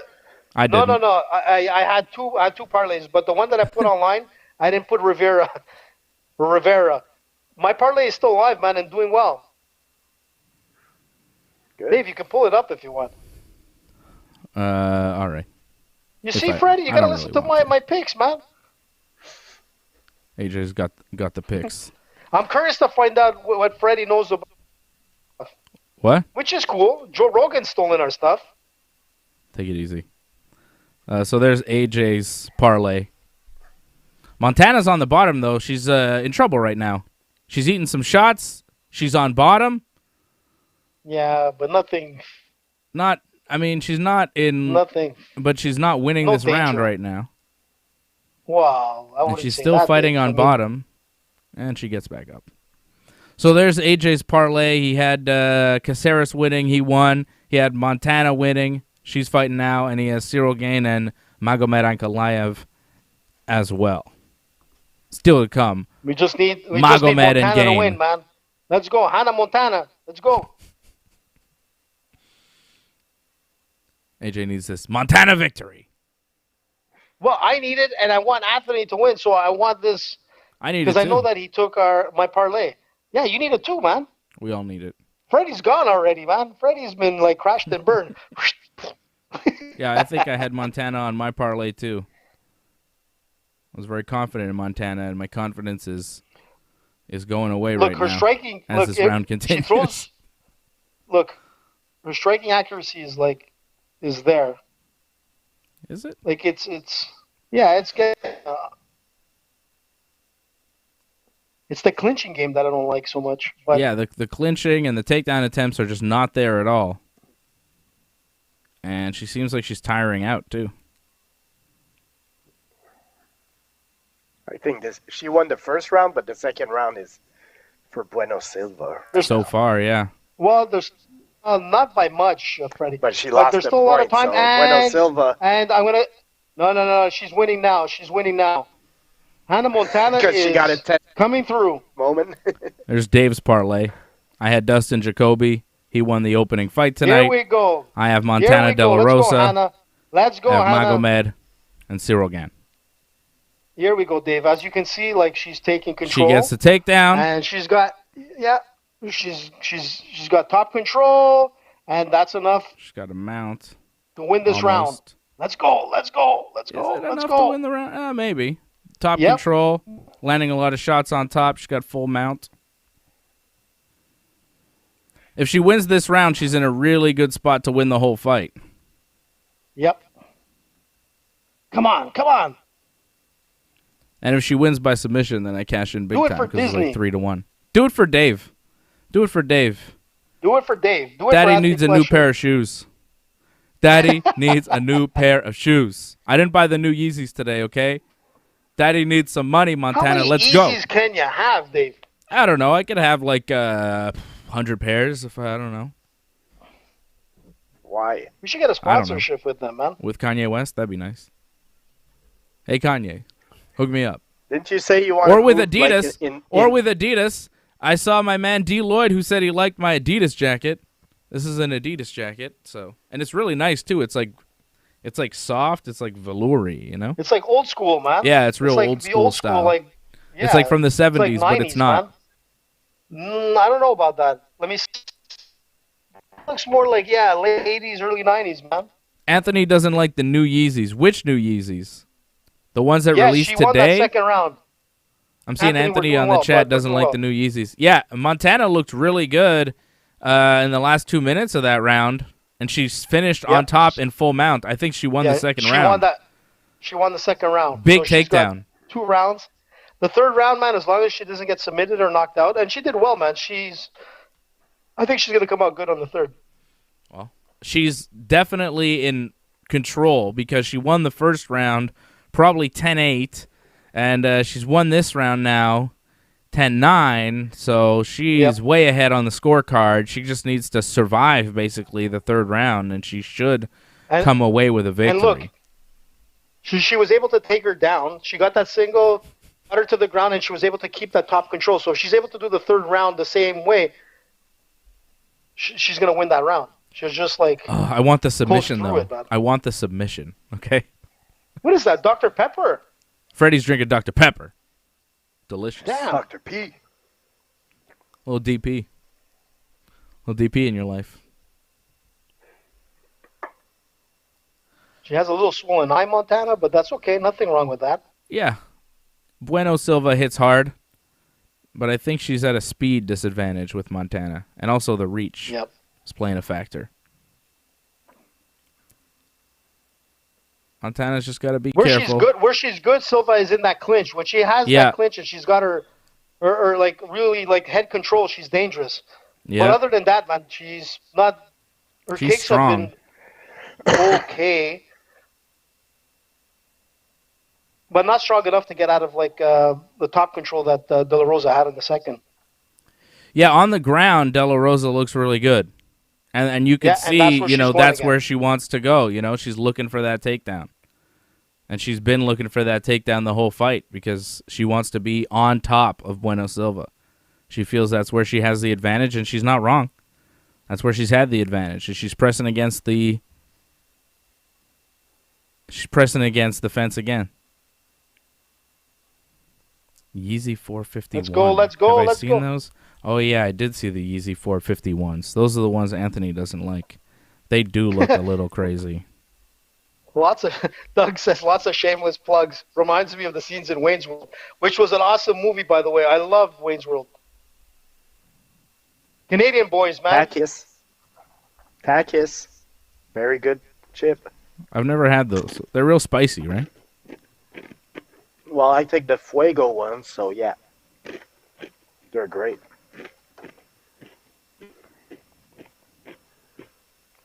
I had a Snickers bar today, man. I haven't had one of those in such a long time. They're so good. Montana's looking Not that real we're sponsored hard. by Snickers.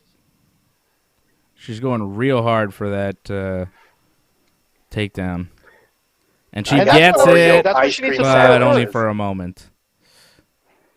Oh, Montana's got to watch out. She's in trouble. She just got punched real hard. She cannot get knocked out here. She's way ahead in this fight. She gets knocked out. It's bad. Cheeses? Yeah, I'll take a few. My little guy here is bringing me another shameless plug. Cheetos.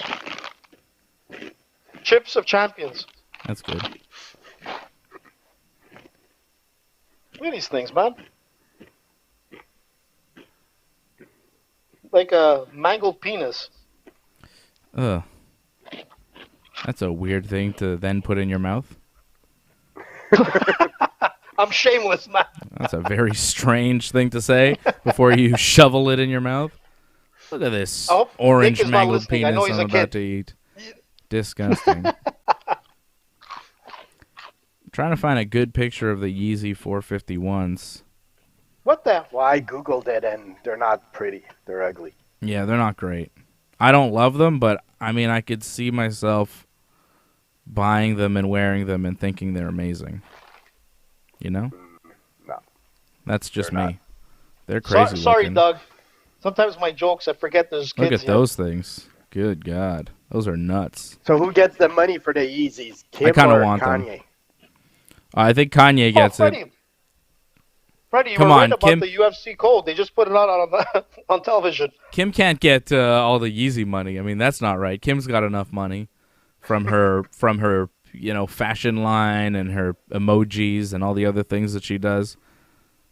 Kim was richer than Kanye when they got married.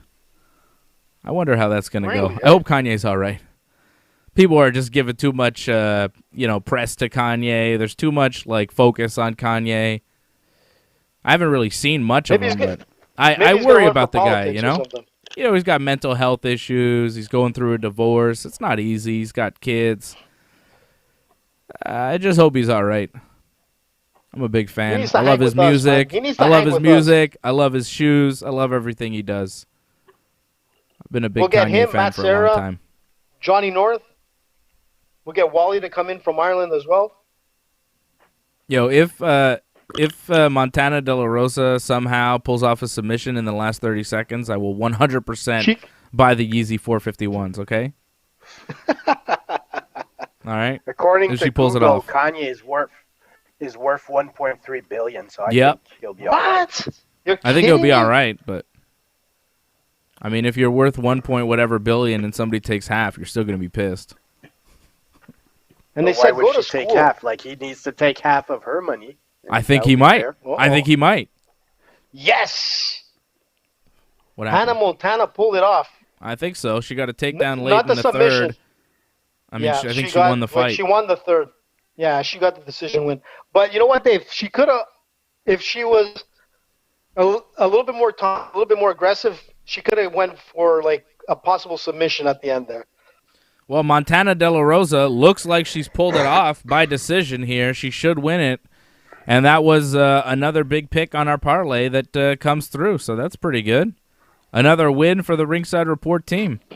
We're really hard on Montana De La Rosa. We went all the way. We're very confident. We're telling you on Thursday that we all really like Montana De La Rosa, and she was the underdog on Thursday. And we're saying there was definite, real advantage in taking Montana De La Rosa, and she comes through as the winner. No, come here, man. Waiting for the judge's decision here. And really, it was AJ piggybacking off my pick because I was the one who watched. Well, I was the one who watched Montana De La Rosa fights. Yeah, he followed pretty much everything I did. I was watching Montana De La Rosa and Mayra Bueno Silva fights before our show, before our preview to kind of get ready, and then I gave you all the reasons why I thought Montana would win, and AJ's like, yeah, Dave, I agree with you. That makes sense. And, of course, AJ now is going to say, AJ was right. AJ was right. But I'm going to take credit for that one. Hey, no. AJ is right because I got all the notes to prove it. You're just talking, man. You're talking like those politicians that are blah, blah, blah, and then they Like, they added a lot of stuff. I have facts here, but 100% pure facts. All right. Here we go. Well, she was Facts. on your parlay. She was on my parlay, and Montana De La Rosa comes through with a victory. But her eye wasn't on. Did you take a look at her eye? Her eyes busted Holy up smokes. pretty bad. Yeah. Telling you, this Silva hits hard. But that's... Man, she does. Well, they did mention that she has the hardest hits in that division. Well, what the hell? But you know what? What's going on? A majority draw? You got to be kidding me. Fucking hell. Are you kidding me? That's impossible. Get the fuck out of here. Get the fuck out of here.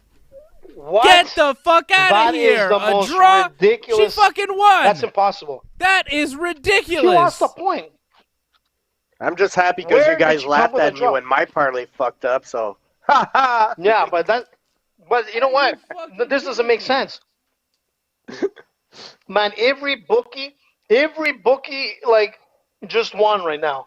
The house won and everybody lost. That is bullshit. She man. Fucking won the first round and the second round for sure. That is bullshit. Yeah, Nick, cover your eyes, bud. Are you kidding me? No, that's the biggest robbery that I've seen in the longest time. Is Adelaide Bird one of the judges again? That is bullshit. The house knew they were losing this fight. Come on, it doesn't even come close to majority draw. I want to hear any one of those analysts say, I mean, I don't know. They're showing replays and all Silva highlights. Like, the replay package was pure Silva highlights, man. Yeah, well, they can have all the highlights they want. That's the only thing she did in the fight. Come on, AJ, give it to her. Yeah, it's called robbery. Highway, man. Look at me Cheetos I'm eating. I'm so stressed. I can't believe it. Anthony, I can't believe it, man. That's bullshit. That is fucking bullshit. I can't believe that. That's crazy. And the worst part of betting is that you can't even go for a draw. You know what I'm saying? You want to see, like, a long shot? You want to see something like complete long shot? There you go. That's it right there. You put $20 if somebody was going to give a draw as an opportunity to bet. You just made a lot of money because there was no way that you lose a point in the first round. Won the second, obviously. The third, she had complete top control all the way to the end of the fight. Come on, man. It wasn't even close to a split decision. To be able to call that a draw is a disgrace. And I know Dana White is flipping out right now because he has no control to the judges. Because the judges are not part of, like, they're not part of, like, the UFC. They're part of the Nevada Athletic Association. I don't know. A lot of people seem to be scoring it a draw. A lot of people thought Silva won. I don't know. People. Tell me one guy. Tell me one guy so I can call him out and laugh at him. Where he saw this a draw, it doesn't make any sense. I don't know. I thought Montana had a lot of top control. One judge gave all 3 rounds to Silva because it's 27-29, which with 1 point deduction would have made. Without the point, it would have been 27-30. So I don't see how you give her the second round. I don't know. I mean, she landed a few punches, but goddamn, man, she was on her back for most of that round. Man. Yeah. And not only on her back, she had top control. She had a back mount. She almost got triangled. She got punches, continuous punches. It just doesn't make sense. One guy's on, Tony Mack. He's from London, not even watching UFC, looking at boxing. Canelo tonight, 10 o'clock Eastern. You know what? I'm going to go watch boxing. Screw this. This is bullshit. That's fucking it gets me mad because you know what? Things like this cheapen the sport. We see this in boxing, where they're like, how does it become a draw? Canelo draw, Triple G draw. There's no way any fight should be a draw. Look, I'm not going to say that was the biggest robbery ever and stuff like that, like AJ is saying, but I disagree. I definitely disagree with the decision because I thought that she won the first round and she won the second round. The third round I could see going to Silva. I thought the first round was Montana's, and then you add the point deduction, and I thought the second round was Montana's too. Weird. Listen, to be able to get a draw with a point deduction is like unheard of. I don't think I've ever heard any fight since UFC 1 that they came to a draw after a point deduction. And on top of it is, even if you take away the point deduction, take it away. That first round was 10-9, second was 10-9, and the third round was a 10-9, man. To me, it was unanimous decision for Montana. It doesn't make any sense. Look, I'm getting so stressed. Jeez. I need Pepto-Bismol now. Take it easy. I'm burping and everything. Yeah, but Montana's Dave, face was busted pretty bad too. So what? Whose face isn't busted? George St. Pierre's face is always busted, and he still wins all fights. Some people, Diaz brothers, anytime you get punched so many times in the face, you either explode because your skin is like so scarred that it's paper thin at times. A butterfly lands on your cheek, like on George, and he'll cut open. Yeah. This was absolutely no reason, regardless of her eye, there was no reason for it to be a majority draw with a point deduction. It does not make any sense, and that's why Dana White is probably flipping out, because he knows this cheapens the sport, and it kills all the betting odds. Like, I think you're going a little everybody far. lost. No, but I know Dana White is flipping out. Wait for the post-conference. I'm going to wait for the post-conference, and I know what Dana's going to say. He's going to be like, what a bullshit call by the judges. I've got no control of these fuckers, and you know what? It's a shame because Montana, in my eyes, won all 3 rounds. This is bullshit. Yeah, I don't know about that. I'll bet on that. AJ is going to win on that. It was a draw. No judge even scored it for Montana to win. It was 28-28, 28-28, and 29-27 for Bueno Silva. On the third, she lost the point. So they all really saw it doesn't make sense for Silva. Yeah, one judge. Yeah, they all scored it for Silva except for the point loss, so it's a draw. Wow. Okay. Well, obviously we had money on it, so we're biased. But god damn, pal.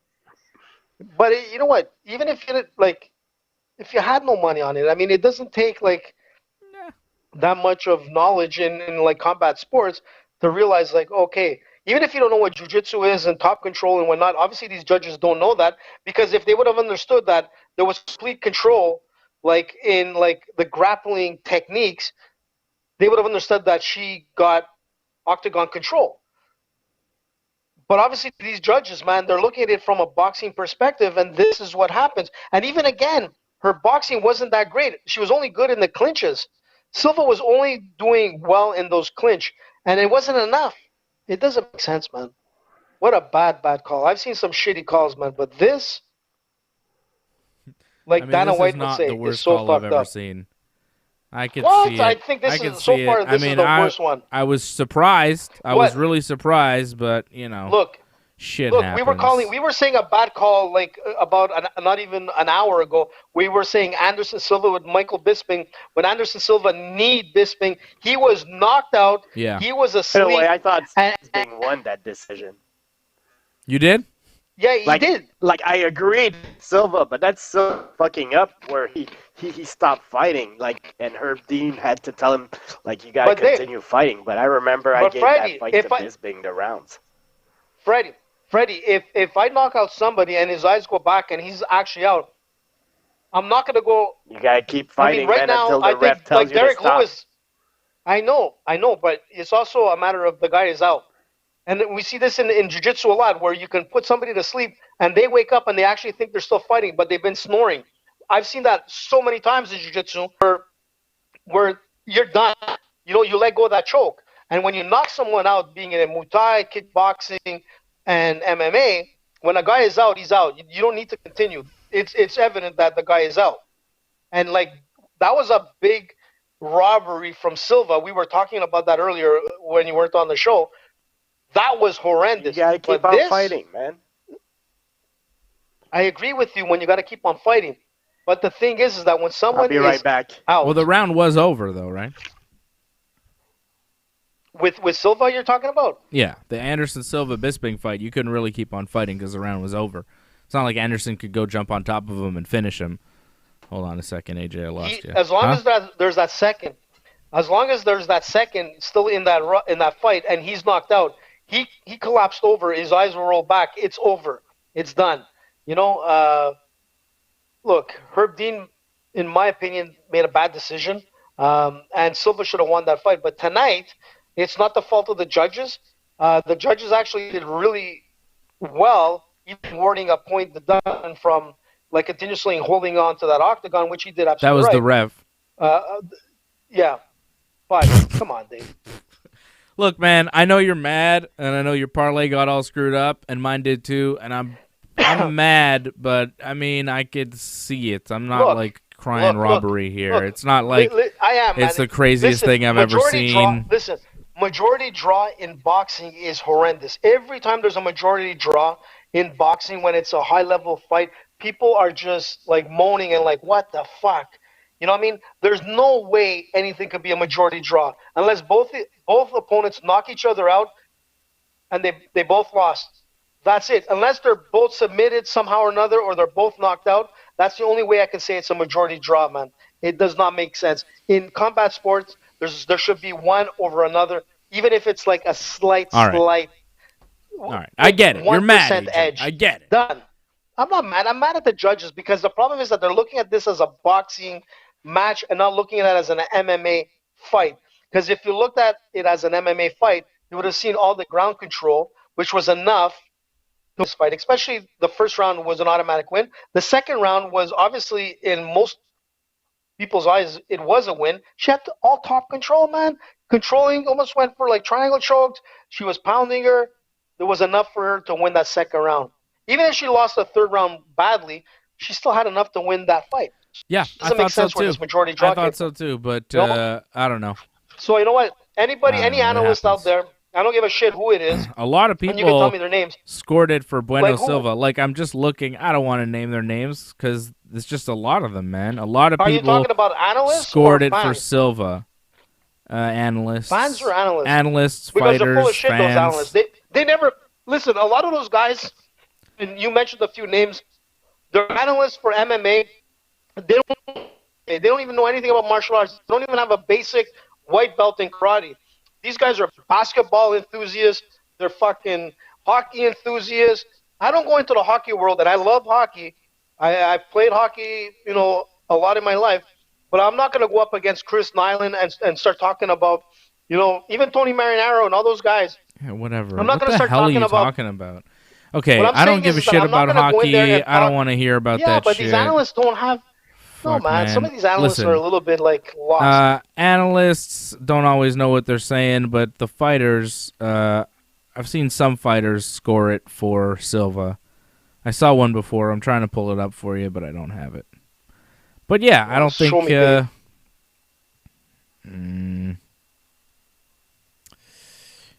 don't know. I don't have any fighters that scored it. I don't have any fighter scores. I see a lot of people that you would call analysts that don't really know much. That are actually they call themselves analysts of MMA, but they actually haven't ever been on a mat.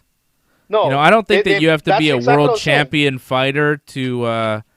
I don't think you have to be a world champion fighter to talk about MMA, but you have to know how to apply certain holds. You have to know what certain things feel like. I'm not really interested in the opinion of people that haven't. If you're making your business MMA, wouldn't you like martial arts enough to practice martial arts? At least the basic stuff.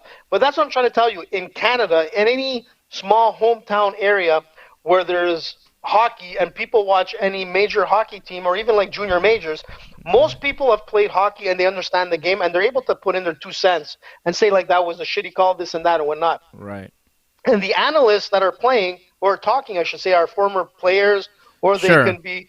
They're not the greatest. If you look at Don Cherry, but in MMA, that's not really the case. A lot of them are just people that like fighting but don't really know about fighting. No, or they don't like fighting, and they're just there because they're good broadcasters or journalists in some sense. It's a job, and they're able. It's a job, and that's what I'm trying to get at. Is you look at guys like Don Cherry, weren't great hockey players, but Stanley Cup winning coaches.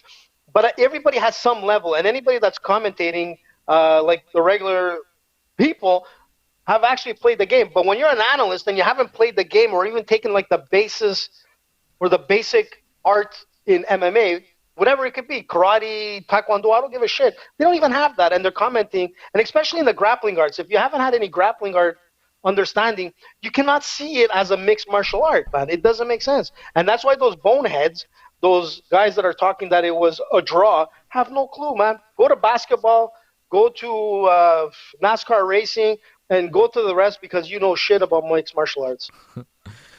Magomed Ankalaev taking Anthony, on Nikita Krylov. I know something about mixed martial arts, and I thought that Magomed Ankalaev would be a future champion in this division.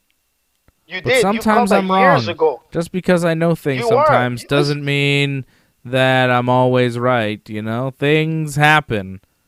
But for the most part, Absolutely. I'm right. I'm mostly right, and that's really what counts. It's because you have an understanding of mixed martial arts. You started off with wrestling in your life. You know, like jiu-jitsu. You know, like stand-up. You know what I mean? I'm not saying that you're George St. Pierre level, but you have an understanding of the game, you know? Of course. Magomed got taken down, man.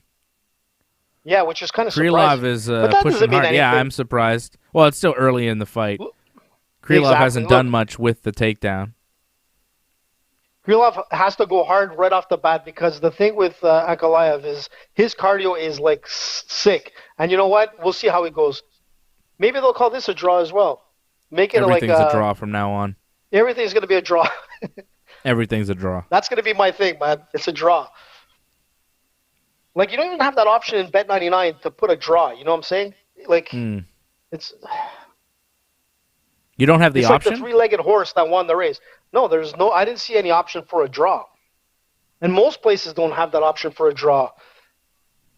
So what does that mean on a parlay? Do you lose the bet? Does your whole parlay die on a draw? But if you don't have the option to bet the draw... Because you have no winner and no loser. It's your loss. Yeah, so it should be like a push. The house wins. It's not a push, man. House wins. Everybody loses and the house wins. On a draw. Yep. That doesn't seem fair. I know, man. That's why it doesn't matter. That. If you went with a straight win now, it's a different story. But if you went with a parlay with the last fight, everybody around, let's just say North America, just lost, man. They're done. Interesting. That's weird, though. That's weird. Find out who the judges were on that card. I wanna keep like a stat of like these judges and like the bad calls they do. Why don't you find out who the judges are then? If you're gonna do a whole chart on the judges, than me, Dave, so I'm supposed to find the judges are for you for your whole chart that you're not actually gonna do. Yeah, that's good. I'm gonna do the chart. No, you're not. I actually have a chart that I gotta send out to you. Yeah, It's our chart. No, I'm telling you. I have I already designed it and everything. I'm going to be sending it to you tomorrow. In fact, it's going to be our chart to know which guests are going to be coming in the next months. Okay. Ankalaev and Krylov standing up. A couple minutes left in the first round. Ankalaev got back to his feet. Krylov wasn't able to do much of that takedown. No, and he kind of gassed himself. Which kind of shows you, like, Krylov wants to bring this fight to the ground. Why? I don't know. Or maybe he just wanted to put Ankalaev on his back, really. Thought he could get an advantage there, but he wasn't able to get him on his back.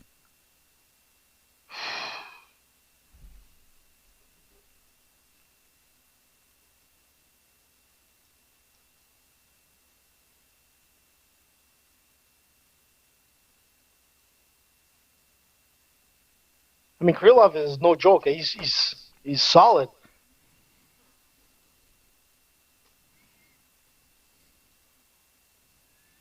Do you have a Khabib wig and a KFC bucket behind you? Yeah, and I got an Ireland hat as well. I figured I was going to make it like KFC for the UFC, bring in a little bit of harmony with, Khabib and Conor.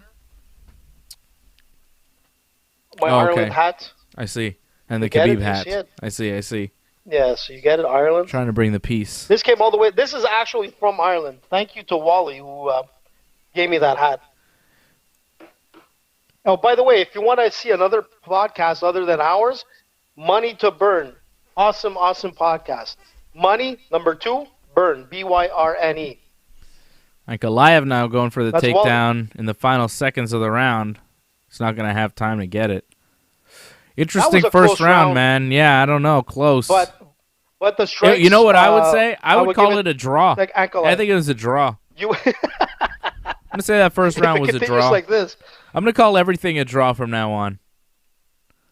Everything that I'm not sure about, I'm just throwing a draw. Yeah, everything's a draw. Look, your preliminary, your prelim picks, especially if it's any of the women fights, you're like batting 1,000. So if you say it's a draw, I'm putting down money that it's gonna. Well, can't really because no one's actually giving that option. I'm looking at my card here. Yeah, I got Magomed. I see. Damn it. What's the matter? I'm just upset, man. Just upset. You put money down tonight, AJ? You lost some money? Is that what's happening? I'm sad.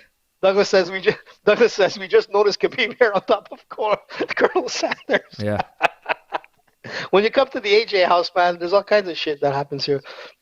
But you can't have KFC at the UFC. You know, I mean, that was my shtick. The first time I went with Dave to my first show on air. Remember, Dave, when I brought like KFC?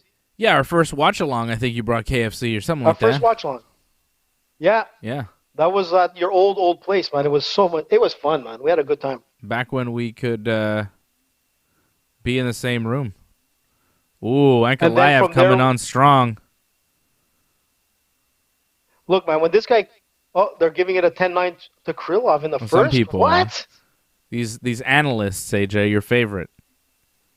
A lot of people giving it to Krylov. Analysts. Yeah, basketball. Most of them are like basketball. Like, I love basketball, but I'm not going to go and start like talking shit against like, you know, any of the basketball fans or players. That's the easy part for me. I don't really love basketball or any other sport other than fighting.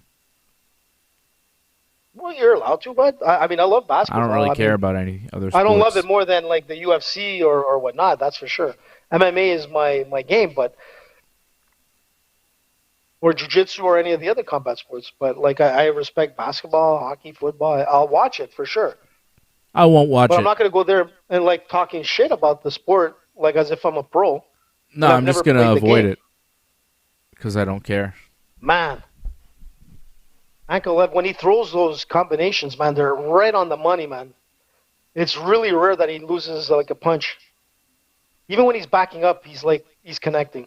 Yeah, he's sharp. Wow. He's accurate. He's sharp, man. And he's like so calm. Look at him, man. Like nothing phases him. Yeah. Even when he gets punched to the face, he just comes forward. Scary, man. Yeah, he's good, man. But is he part of like Khabib's team? He's part of that Akhmat MMA out in it's another club. I think it's a club run by that evil dictator there, Ramzan Kadyrov. I think he fights for his team. Wow. Yeah, scary people. Well, he's pretty scary himself, man. Yeah, Magomed is no joke. He's a scary man who hangs around with scary men out in Dagestan. And you've called this guy as like the future champion, man. Yeah. He's big, man. But tonight, I don't know. He's not. No, he's doing. Like he's looking all right, he's fighting well, man. I want him to put Krylov away. If he's gonna be the champion, he's gonna have to put guys like this away. But he's having trouble here. Krylov is in his face. He's just playing to his game, yeah. Like every time Krylov throws something, a kick or a punch, like Ankalaev, he just connects. Like he's able to move away from a punch or a kick and connect. So I think he's doing really well. Wow, he ducked under a kick and landed a takedown. That was amazing. Like that was how beautiful. Much like perception do you need? Like this guy is like laser fast in knowing what's coming at him. That's scary, dude. That it was a spinning kick, man, and he went under it. That was crazy. How did he do that? Just to see that's what I'm saying. Coming, like he knew that kick was coming. He was ducking as it was coming towards his head, and he landed a takedown. That was beautiful.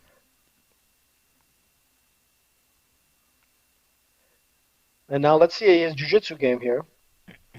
Yeah, he's in the guard of Krylov, trying to pass. A lot of pressure. But Krylov's got a good guard, man. He's keeping him away from him. He's using that butterfly guard, and Ankalaev's having trouble getting away from it. Still a minute to go here. Yeah. It was a big takedown, but Ankalaev hasn't been able to do much with it. Krylov with a good guard, keeping him. Ankalaev, he's so powerful, man. He just stuffed like. Oof, yeah. Good hips. Shooting like heavy hips. Yep, yeah. Just threw him down. He's a strong guy, man. He's a good wrestler. He's got heavy hands. He's dangerous. 28 years old, judges, you know. This might He's be only another 28. Draw. Oh, this is a draw. This is for sure a draw. Every fight is a draw what I'm saying? from now on. Like the elbows and the punches from top means nothing. Yeah, this fight is a draw. I don't even have to watch it. I'm telling you, it's a draw. He's mean, man. When he's throwing in his elbows, he's just like, I want to hurt man, you. Those elbows are looking to finish, looking to cut. All right, 2 rounds in the books. First round was a draw. Second round was Magomed's. So I think Magomed has the second round. Who knows, though? Everything's a draw at this point. It's hard to tell.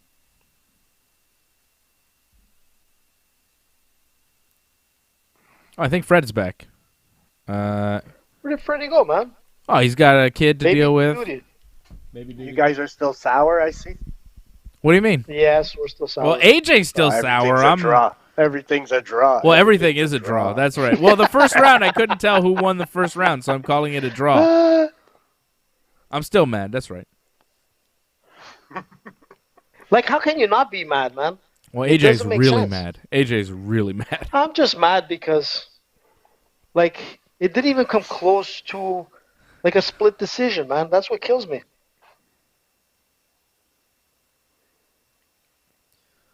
Here we go. Third round. Round Here we 3. go. Magomed time. I'm looking forward to Cyril in the main event. I think somebody's going to get knocked out. Is Krylov still known as the Al Capone? No, I don't think so. He used to be the Al Capone, which was the best nickname in MMA. Now I think he's just like Krylov, Nikita Krylov, the guy. I don't think he's got a nickname anymore. I think he gave up the Al Capone. That's when he used to fight at heavyweight. Oof. He had one of the worst fights I've ever seen. Krylov's only 28, too. This guy's a young guy. He's been in the UFC for a while. Older. He was in the UFC in 2013. I remember his first fight. He fought Soa Palele. It was one of the worst fights I've ever seen. Jesus, man. 2013, Ankalaev just throw... Like, you see, most people... I'm reading the comments, and most people gave the first round to Krylov, it seems. But yeah. How? How? I've seen that. Freddie, which analyst is it again? AJ disagrees with everybody disagreeing with him. He's very mad. He's very mad tonight. No, I wasn't mad. Leading up to that fight, I wasn't mad at all. I was happy. AJ could not be a judge. Happy. Like the song. AJ could not be what? No, I could be a judge. Because, like I was saying, terrible Freddie. Judge. No. You'd be betting on fights. The best. So biased. Like Pete Rose, man. I'll be like He'd have Marco bet for him and think that nobody would know. Yeah, exactly. Well, yes. Everybody's going to probably prison. You're absolutely right. You're probably right. Hey, listen, man. Look, nobody knows the game of baseball better than Pete Rose. So what the hell, man? What? We're talking about Pete Rose. I don't know why he's talking about Pete Rose. Ankalaev got a big takedown. 3 minutes left in the third round. That was big. But did you see how he threw Krylov when he was trying to shoot? He just threw him. I mean, he's so strong, Ankalaev. It's ridiculous. But he's playing a smart fight, Dave. He's not committing to anything. He's just putting pressure. He's doing what he needs to do to points. Win. Yeah. Exactly. If he can knock him out, he'll knock him out. If he needs to submit him, he'll submit him. But he's not committing to anything. Just so strategic, man. It's amazing. That's why I think he's going to do really well in the division because he's very well-rounded. You know, he's comfortable anywhere the fight goes. You want to stand with him, good luck. You want to wrestle with him, good luck. He can do anything. You know, a lot of guys are kind of, they're well-rounded, but they have a strength. Ankalaev just seems to be good everywhere. And that's really, really dangerous, especially as he gets older. I'm telling you. It's going to be a problem. But Krylov is in it too. Krylov is. I'm surprised how young he is. He debuted in 2013 in the UFC. That means he's been in the company for like 7-8 years. He's been in it since he was 21. It's pretty crazy. Like a piece of paper. Yeah, nice takedown there. Ankalaev's got that grip, that grip strength. You could tell it's crazy, and he's got all the angles for the takedowns too. Tried to do like a judo throw, and it didn't work at all. Yeah. I mean, I don't know if it was a Soto Gary or whatever, but man, like he's getting out wrestled big time here. He doesn't have much of an answer. Ridiculous. And this reminds me of Khabib. You know, this is that Dagestani top pressure. You can't escape. It's like you're in quicksand. You know, it's very Khabib-ish the way he's doing this right now to Krylov. Like Krylov is no joke. He's a big, strong guy, but he just can't move. He's getting controlled in every way. Ankalaev's got such a good grip of him, and he's got such good angles. Beautiful control. Yep. Yeah, Ankalaev's looking really good here. This is a scary position to be in. You know, like to end a fight and pretty much, you know, it looks like you might get like battered big time because the position that Ankalaev has on him is you're just hoping if you're Krylov, like the fight is going to end soon because... Yeah, he's got no option. He's got no answer. No option. He's got no escape. He's like completely controlled, man. Yeah. He's got that one hand to protect him, and it's not even that great. It's just like flaying hands. Flaying defense. Oh, and this is very Khabib-like. Like this control, this position, this is where Khabib takes people. This guy is like a gigantic Khabib. Khabib fights at 155. Ankalaev's at 205. Khabib. That's scary.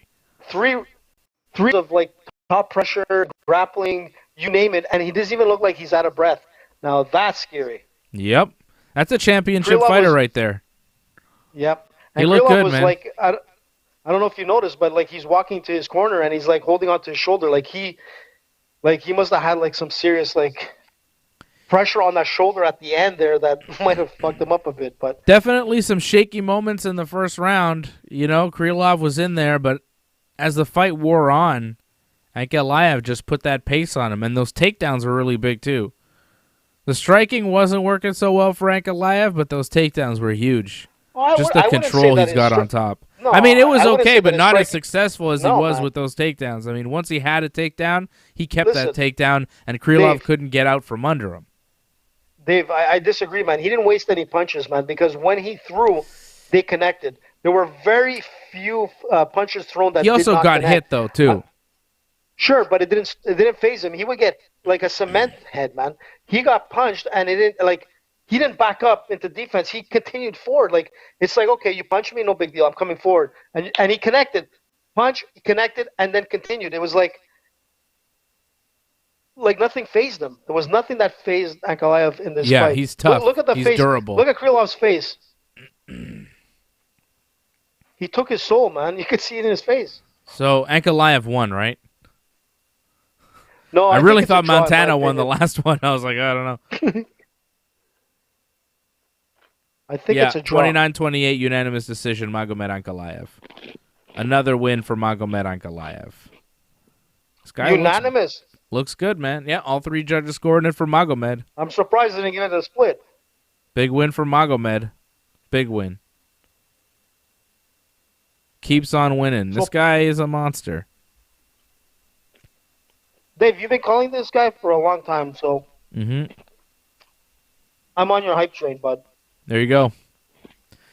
Yeah, I think that there are definitely a couple holes in his game, but as he gets older, as he improves, I think he'll close up some of those holes. I didn't see any holes. He gets hit a little too much. Look. He got hit a few times. And, okay, Krylov didn't put him out, but somebody might put him out at some point. It's a 205 division. You're right. But that's one thing that you can say is that he doesn't have a glass jaw, man. He can take a punch. Yeah. And that's scary. But not everybody can take a punch forever, you know. Eventually, you don't want to be taking punches, and I feel like He took a few too many shots from Krylov that he didn't need to take. But other than that, he looked pretty fantastic. The first round was a little shaky. I expected him to win all 3 rounds. Well, the longest active win streak in the UFC lightweight. Oh, the last 2 rounds, here. He was never in danger, so. That's it. Yeah, well, the first round, he was in a bit of danger. That's the thing. But pretty dominant victory there from Magomed. Yeah, big wrestling victory. See, that's the thing, man. He's dangerous everywhere. He can do it all. He's 205 better watch out, man. I'm telling you. They're looking at the longest win streaks in the history of the light heavyweight division. Magomed is right there. John Jones has 13. Machida had 8. Chuck had 7. Magomed has 6. Magomed is one of the longest win streaks in the history of the UFC light heavyweight division. Who's next for Magomed Ankalaev? Wow. Who's next? Now, I'm still happy John Jones is going to heavyweight, man. But with Adesanya now fighting at 205, Magomed, I'm a little bit disappointed that John Jones is gone. Like, I'd still like to see John Jones against some of these guys. Yep. But I'd rather see him at heavyweight. Did you see his training video at heavyweight? No. What did you think about that one? You didn't see it? Okay. The comments weren't that great. They were like, man, if he's looking like that at heavyweight, there's something wrong. And then Jones was like, okay, I can't wait till I get into shape. Like, I'm like, what does he mean? Like, can't wait to get into shape? Like, he feels like he's overweight and he's like a pig or something. I don't know. But take a look at that video. You tell me what you think. What do you mean? Well, what happened? He just looks slow, sluggish, man. Oh, he looked, we'll see. We'll see how he looks at heavyweight. Maybe he was faking it or whatnot, but he's throwing these punches and he's like kind of rolling into the punches, and he looks slow while he was like, I don't know, executing the punches. It just didn't look like John Jones, man. It just looked like some heavy dude that you wouldn't know was John Jones if you didn't know it was him in that video. I would say maybe for Magomed, you do a guy like Volkan Ozdemir or Yuri Prochazka, who's like a crazy puncher, knockout artist. Alexander Rakic, I think, has a fight coming up. He's fighting Thiago Santos next weekend. Maybe the winner of that fights Magomed. I think the winner of Rakic and Santos takes Magomed. Reyes, too. Yeah, Dominic Reyes would be a good fight. Any one of those guys in the top 5, top 10, that's where Magomed's heading, man. He's heading towards the elite of the division. I think he's ready. I like it. I've been telling you guys for a couple years about Magomed and how I think he's going to be a top fighter in the division, and it's taken a little while to get him there. But I think we're on our way to seeing Magomed into some big, big fights. Big fights. Slow but steady, man. It's better to take your time, build up your fight credentials, and then get to the big show. When you get pushed too fast into that big show, sometimes it backfires, like Dominic Reyes that we saw. But you know what?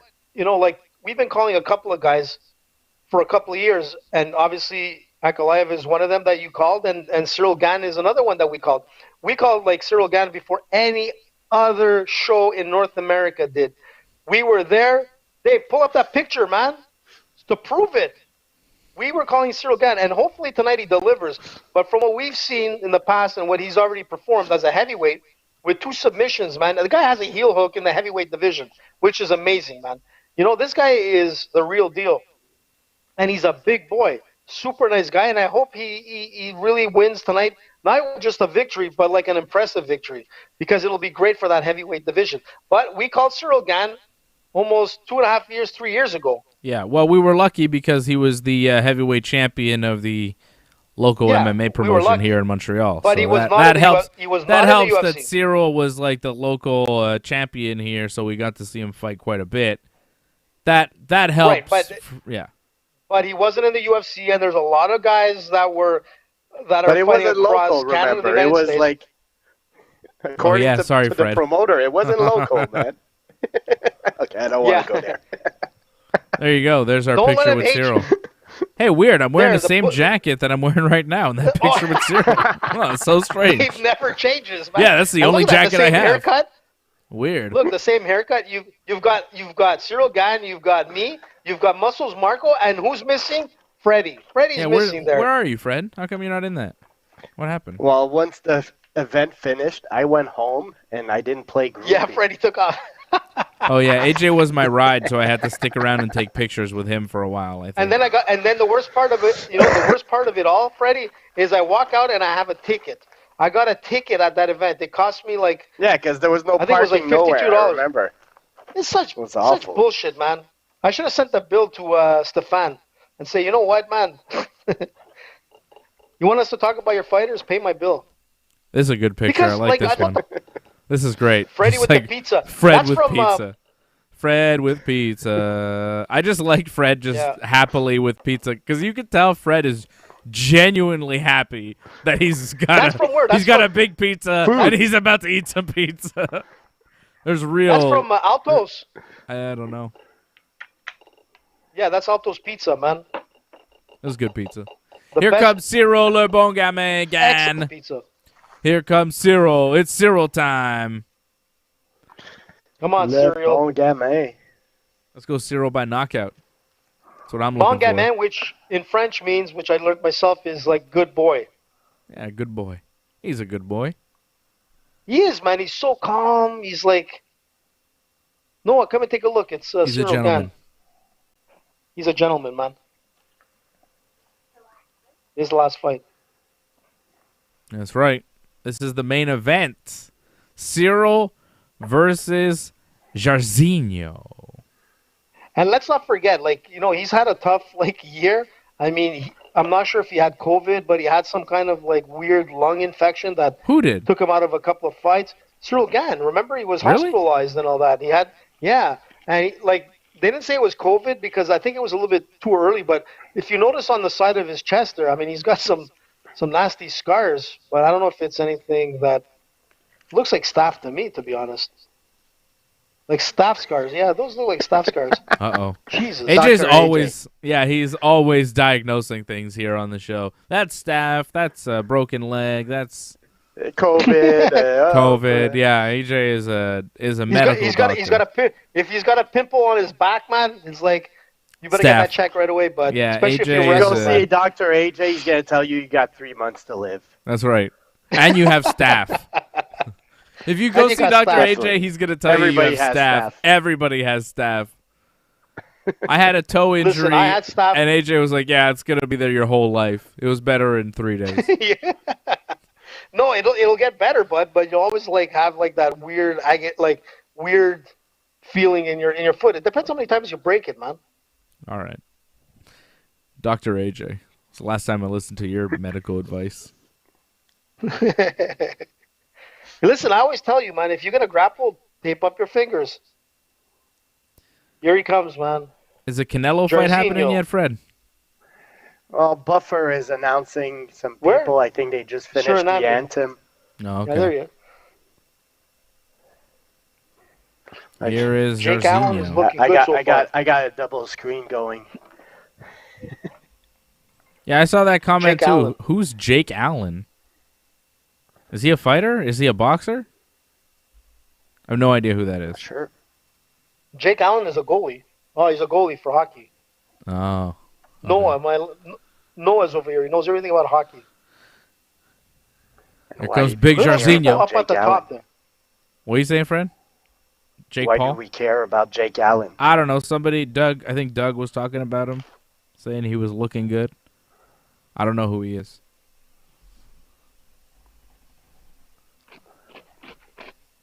Jairzinho Look at this guy coming with his in. white beard, man. Why is Jairzinho coming in second? Isn't Cyril the favorite? How come Jairzinho's coming in last? What's the deal? Cyril's a big favorite, minus 250. Jairzinho, plus 200 the dog. How come Jairzinho gets to come in last? Because he's higher ranked. Oh, is that it? And that's why, man. It all goes by man hierarchy, man. Respect. He's ranked 4th. Makes sense. So, of course, he comes up. Yeah, he's ranked 4th in the world. Cyril's ranked 7th on the UFC's top 10 rankings. Top 15. Finished 10 of his 11 wins all by knockouts, Jairzinho. Sick, man. Jairzinho's a monster. The only guy that's beat him is Francis Ngannou, who put his lights out. Jairzinho undefeated except for the Ngannou fight, 11-1. He's knocked out Overeem, Arlovsky, JDS. All of Jairzinho's fights in the UFC has ended by knockout. Either he gets knocked out or he knocks you out. I'm looking for a knockout here. I think somebody's going to get knocked out. I think it's going to be Jairzinho, but like a heavyweight fight, you know, it's a coin toss. You never know. Jairzinho looking huge coming into this fight. Ciryl Gane is 7-0, 3 knockouts, 3 submissions, 1 decision. In the UFC, though, he's got most of his wins by submission. His first 2 wins were submissions. His last win was a TKO over Junior Dos Santos, though.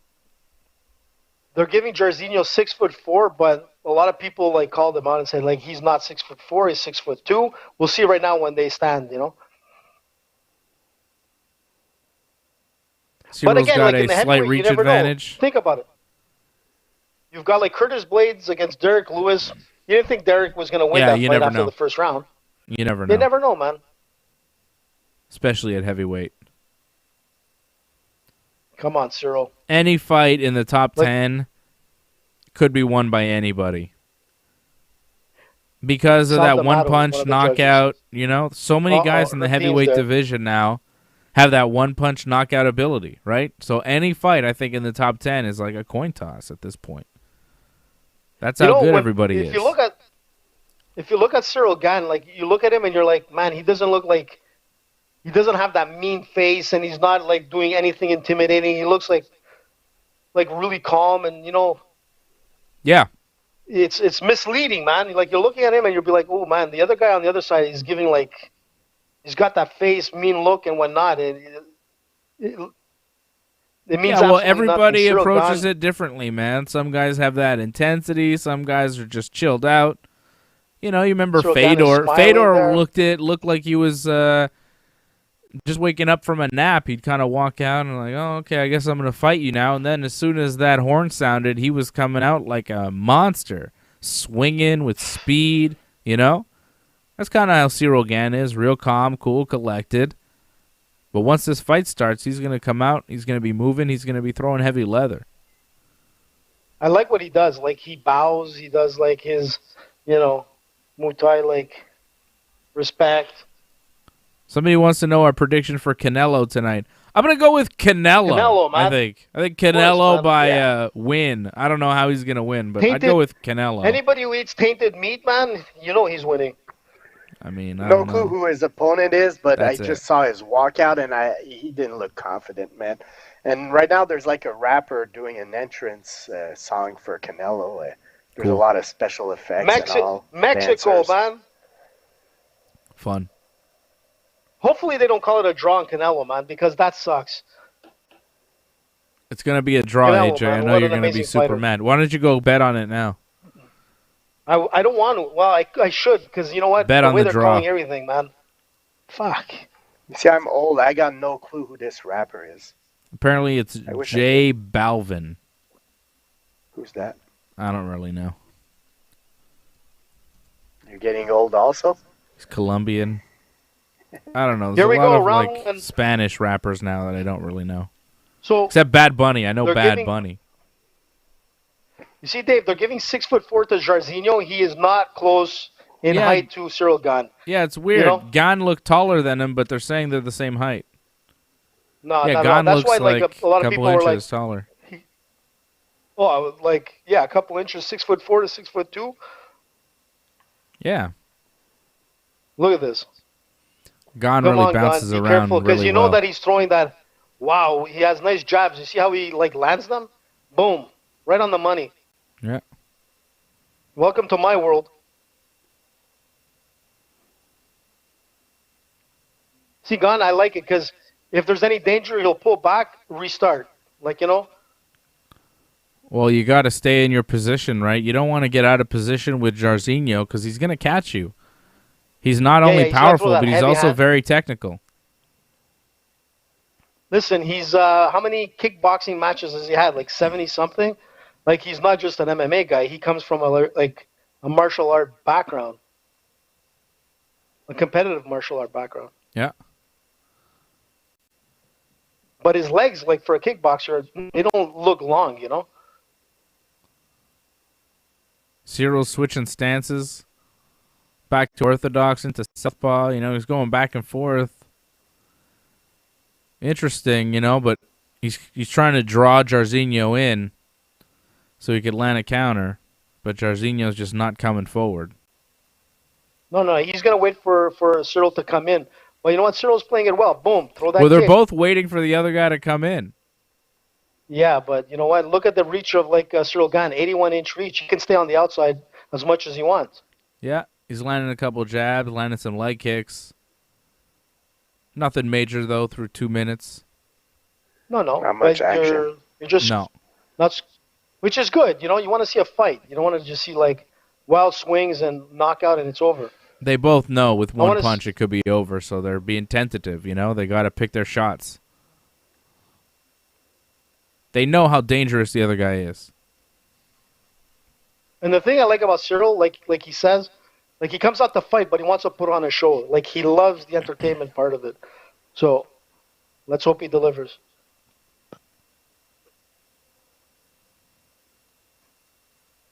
A lot of danger. A lot of danger. Oh. Watch it, Herb Dean. Get out of the way, man. You're going to be the only ref to trip over a fighter and make him lose. Oh, he's saying that he got kicked in the nuts. Come on. Did he? Manscaped time. Nah. If you get kicked in the nuts, you're not going to be like, tap, tap, let's go at it, man. Wow, you just kind of grazed him. It wasn't hard there. enough. It was a grazing shot on the cup. Yeah. They didn't stop the fight or anything. They kept going. No big deal. No big deal. Come on, Cyril, throw a high kick. Guy in the chat wants to know, is UFC bigger than boxing in USA right now? Yes. I'd say yeah. Probably. I mean, Absolutely. certain fights are bigger. You know, boxing still does better pay-per-views, I think. Look, I don't know. I think as a whole, UFC has more fans, maybe? I don't know. More fights, more people at different weight divisions that are known. The thing with boxing is that their biggest highlight, other than Canelo, Triple G, and whatnot, was Conor McGregor against Mayweather. So that pretty much says it all. Yeah, I think MMA has become bigger. Yeah. I think there are more fans. You got a lot of guys I think now, it's a bigger sport now. And you have a lot of guys in the boxing world that are coming to the MMA side just because they have an opportunity to make money if they're really good. Yeah, but a lot of MMA guys, when you get to the top level of MMA, they want to go over to boxing because the top level boxing money is still bigger. Absolutely. Right. Because of the promoters and whatnot. Yeah, you can still make more money. Like Conor went to boxing and made more money than he ever had in the UFC. Oh, my God. Cyril Gane is so strong, man. Holy smokes. The way he took down Rozenstruik it was ridiculous, man. Yeah, that was pretty nice. How strong is this guy? Don't throw a knee, Gane. Don't throw a knee. Whatever you do, don't get disqualified. Don't do it. Don't do it, bud. Don't do it. Don't do it. For the love of God, don't do it. Take it easy, AJ. Oh, what happened there? Okay. Whew.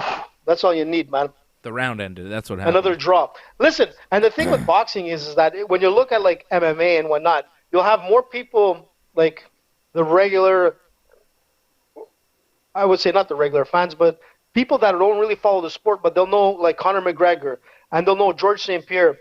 But it's hard to say in boxing, the big names, other than people that follow boxing or MMA fans that know Canelo and they don't know Triple G, other than that, man, it's hard to say who's at the middleweight top rankings and whatnot. It's different. Where in the UFC, man, people know certain names and they're riding that division, Yeah. But I Like, still everybody think knows for the Bones bigger Jones. events, like the Canelo fight is still bigger big than fight, any man, big but- UFC show. But- Maybe not. I don't know. Listen, look at the prelims in a UFC fight. We start prelims like today, 6 o'clock Eastern time, and then the main card is at 8 o'clock, and then going Yeah, to but about that has 10. nothing to do In with it. That's boxing- not what I'm talking but about. it What I'm does. talking I what know. I'm talking about is the top level. And, what the pay-per-views actually sell, what viewers are willing to put down money for.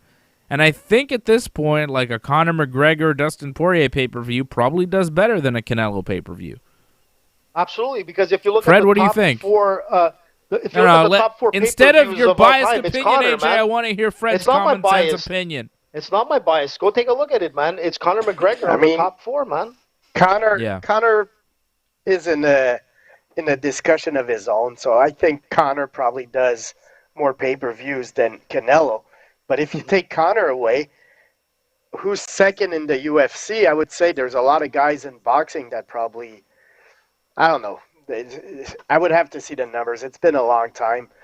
I know Canelo has had some ups and downs also on his sales, so it's a hard one to say. But I think that the upper echelon boxers, they make more money, mostly because the boxing is not centralized into one organization. So, they got more bargaining power to negotiate contracts and things like that, which is good for them. But at the same time, it doesn't always give the fans the fights they want to see or the fights that they want to see happen later. So, both. I understand that the upper echelon MMA guys, they'd like to have the boxing model where they would make more money. At the same time, I think the UFC model is just a better one for the growth of the sport and the fans. Yep. I think we're all in agreement absolutely. here. Freddie, totally. See, Fred breaks it down perfectly. This is why we need Fred. Otherwise, we wind up in the AJ Vortex forever. Cyril and Jairzinho in the second round now. We're about 2 minutes into the second round. Still pretty tentative, but still with Cyril landing a few more shots than Jairzinho, popping that jab and landing that outside leg kick. That's really been the story of the fight so far for Cyril Gane. Staying on the outside, using his jab, landing when he can, but still not landing very much. And Jairzinho is just kind of standing there looking dangerous. He's not really doing that much. I was expecting Jairzinho to throw some leg kicks, and he hasn't been really doing that. So, I don't know. Right now, I think Gane has won both rounds. Oh, yeah. Jairzinho's not throwing. Especially from a kickboxer. Jairzinho kind of moves forward a couple times. Like he throws like a punch and a kick. He just started throwing now, but that he claims. There's an eye poke. Not much, a little bit. Yeah. But like he's not throwing that much. Gane is definitely the more active fighter. But if Jairzinho hopes to win the fight, he's going to have to pick up a little bit. Although, does he? Because all he really needs to do is land that one shot. Like, he doesn't have to be active. He just needs to land the one power shot to put Gane down. Look, I think Cyril's game is that to get in tight with Jairzinho and like take him up against the octagon and take him down and just top mount and ground and pound. And you know what? He's so strong, man. Gane is so strong. Yeah, he's looking for the takedown, and he's definitely using his body weight to pressure Jairzinho. I think he's trying to tire Jairzinho out against the fence and on the bottom. He's trying to... Oh, my goodness. This is a long fight. Holy smokes. He threw him like a freaking paper... You're a couple seconds behind me. Tissue. Oh, yeah, that was a nice little toss there by Cyril. Ooh. Man, but you see how he threw him? Like a paper... Yeah, but not able to do much tissue with in a sense. No, but still, it just goes to show if you could throw Jairzinho like that, it's not a joke. It's a 5-round fight, and I think Cyril probably has the better gas tank. I could see Cyril wanting to tire him out. Yeah, take it into the later rounds. Sure, man, and see like how he does well in like five rounds. He's playing really smart, Cyril Gane. Not like committing, playing the game. Not afraid to close up the gap and take him down. I mean,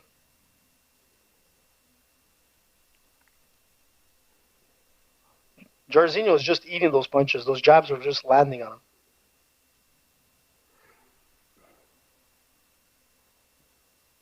Yep.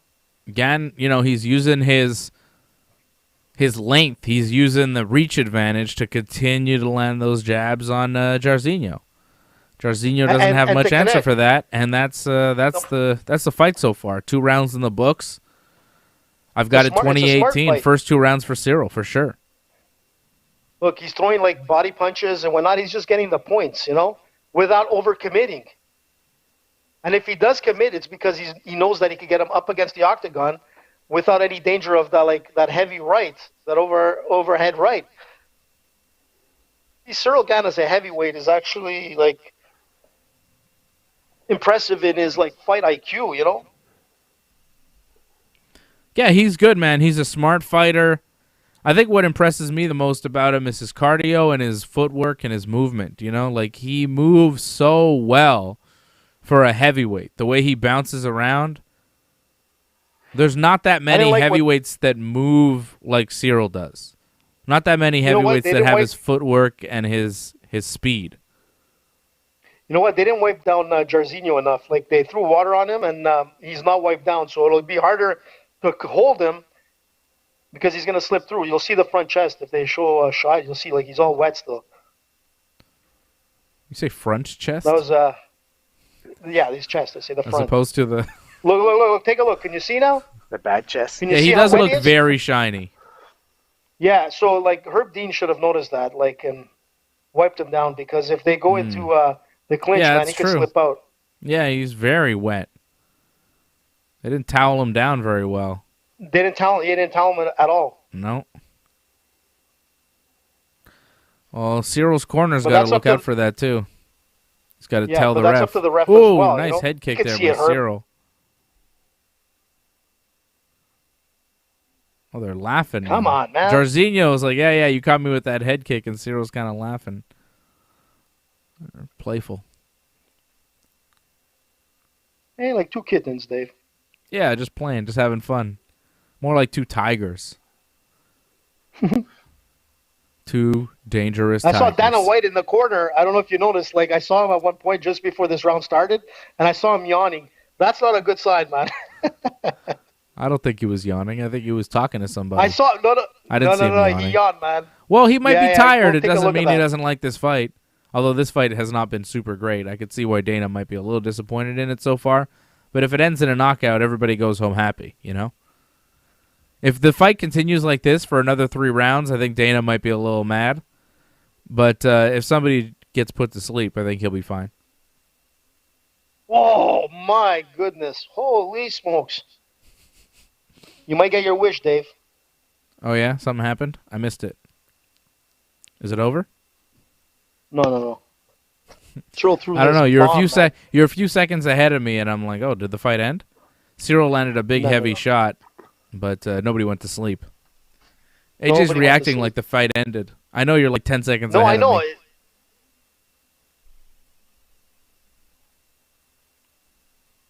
I like to put that emotion in these watch-alongs. I know you're very emotional. I know that, AJ. We all know that. You still mad, AJ, about the Montana De La Rosa fight? Damn right, man. I'm mad for all the people that lost their money tonight. Yeah. Bullshit. It happens. Herb Dean not noticing Jairzinho's so wet. This is come on, man.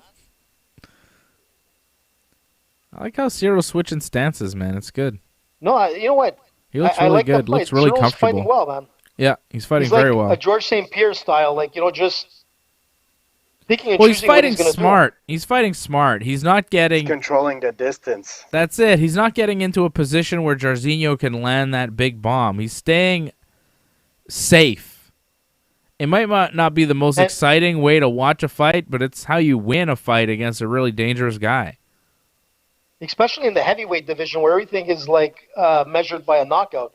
So it's really nice to see a heavyweight fighting smart. Yeah, he's fighting very smart. And if he opens it up, look, if he opens it up, it'll probably be in the 4th and 5th round. But for now, man, he's winning by points. Yeah, he's definitely winning this fight so far. But again, this heavyweight division, it could be over like that. Blades was winning the fight last week, and then he lost. And lickety split, over. That's what happens. Cyril goes for the body, too. I like that. Like, wow, fast, man. Fast. He's got, like, see how he ducked under that punch, Dave? Yeah. Boom. Nice combinations. You know what? Come on, Rozenstruik. Always claiming that he's getting poked in the eye. Dude. Oh, he kind of did get poked in the eye there.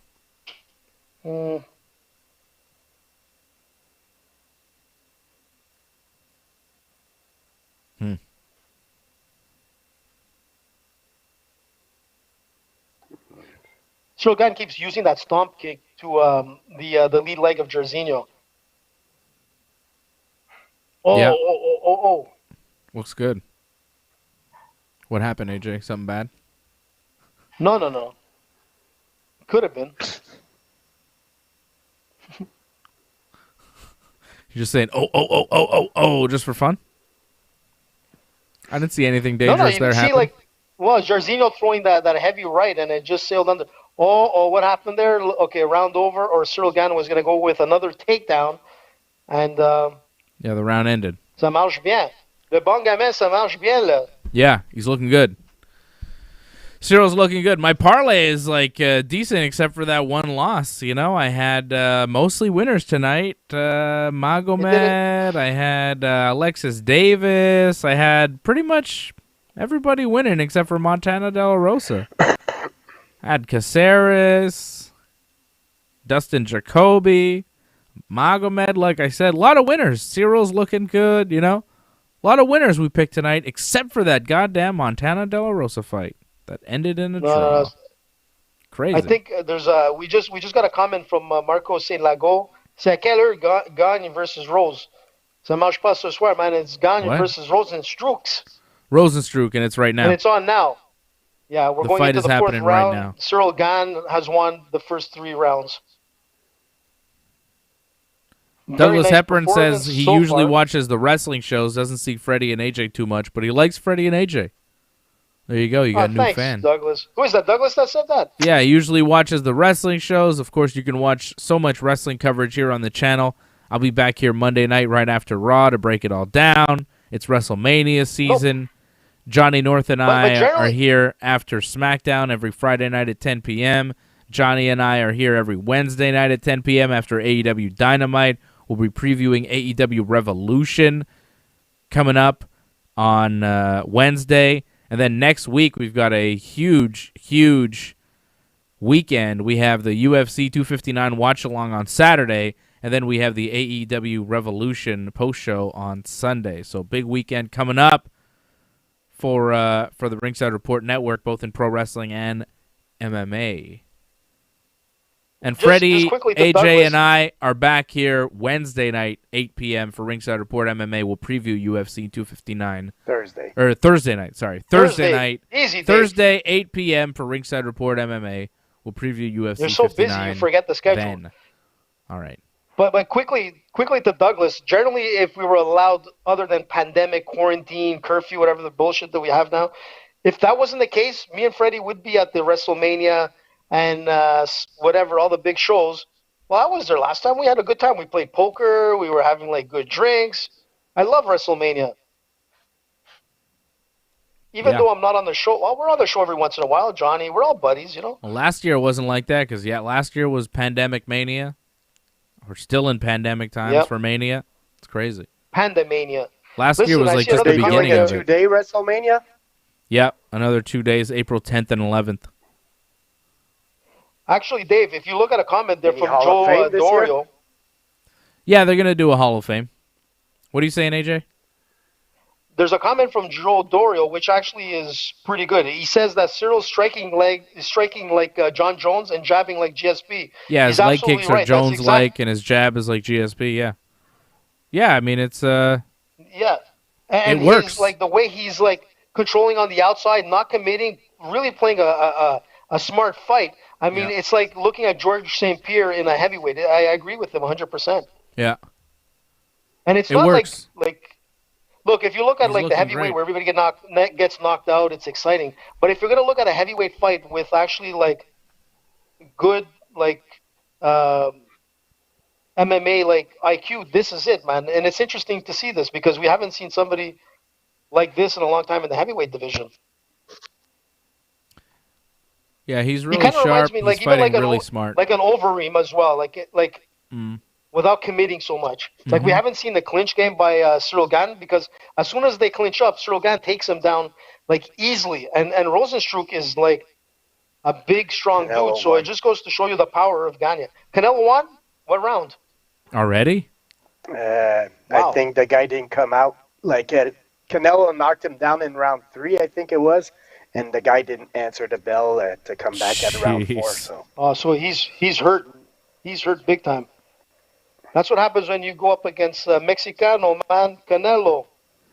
Yeah, but the other guy looked like, I don't know boxing, but by the look of it, he didn't seem like he was supposed to be in the same ring as Canelo. Let's see what happens here, boys. I think Cyril went for a knee. No, went to the balls. But it was above. Was it wasn't, Dave. No, it was above, man. Rozenstruik is playing that game. That was cheap. I think it was above. Close. It was above.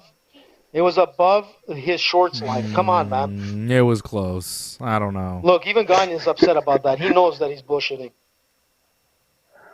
Fred, Come on, man. He was above the Manscaped. judgment on the balls or not? My first angle would say like that? Jairzinho is complaining easily. It seemed He is. He's been complaining the whole fight. He's already back fighting, man. If you got a knee from Cyril Gane to the balls, you wouldn't be fighting 10 seconds later. Exactly, Dave. Analysis. It was above the Manscaped. It was above the equator, man. So like Jairzinho, Above the Manscaped. look how much he's sweating. Above the Manscaped.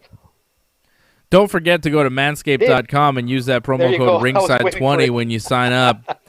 You Ringside20 at manscaped.com, and you can get 20% off your order plus free shipping when you use our promo code Ringside20 Cyril. over at manscaped.com. Beautiful, Cyril Dave. looking Beautiful. really good. Cyril looking Man, dominant. look- Through 4 rounds here, it's been all Cyril Gane, and he looks like he's on his way to cruising to a decision victory. But he's still got to be careful with Jairzinho. Cyril's starting to land a little bit more here towards the end of the 4th round. You got to be careful with Jairzinho, though. He's always dangerous. But Cyril looking really good, avoiding that danger throughout the first 20 minutes of Nice. this fight. 4 And it rounds. looks like Cyril Gane is on his Wow. way to another victory No, if one he can more just round. survive the 5th and final round here. And you know what? Cyril Like versus if Derek you Lewis. look at this fight, Give it to me. Yes, let's go. That's what I want to see. Cyril and Derek Lewis. look, Cyril Gane is having fun in this fight. He's gone to the 5th round. No one can say, well, how's his cardio and how can he do going to 5 rounds in a title fight? That shows you it. And they're replaying the knee, man. It's not even close to the nuts. Freddie is absolutely right, man. He was just like, I guess, I wouldn't say cheating like they do in politics, but I'll say is that it was a bit like too much because he's been complaining through the whole fight, like, knee shots and eye pokes and this and that. He's being manhandled by Gane and he doesn't know what to do. One of Let's those see what eye the pokes 5th round looked is. like a punch to me. Yeah. Exactly. And you know what? This is the 5th round. This is a dangerous round because Jairzinho has to go for broke here. He has no choice to come in hard, throw bombs, and Gane is going to know this. He just needs to stay on the outside, avoid that heavy shot, and just capitalize on it. Watch, it's going to happen. Come on, Jairzinho. The best thing Gane can do right now is like put him up against the octagon, take him down, and control the last round. There we go. But he's so cool and collective, Gane, man. It's like... Yeah, he's very scary, relaxed, man. He's won every scary. single round. Jairzinho hasn't landed much of anything. Oof, Jesus, Murphy. What Cyril a looking kick. really sharp. Cyril's got these beautiful kicks, man. Yeah. And you know what? It was He blocked, says that though, by it's because Jairzinho. of his soccer. It's because of his soccer background in Paris that he has like these crazy kicks.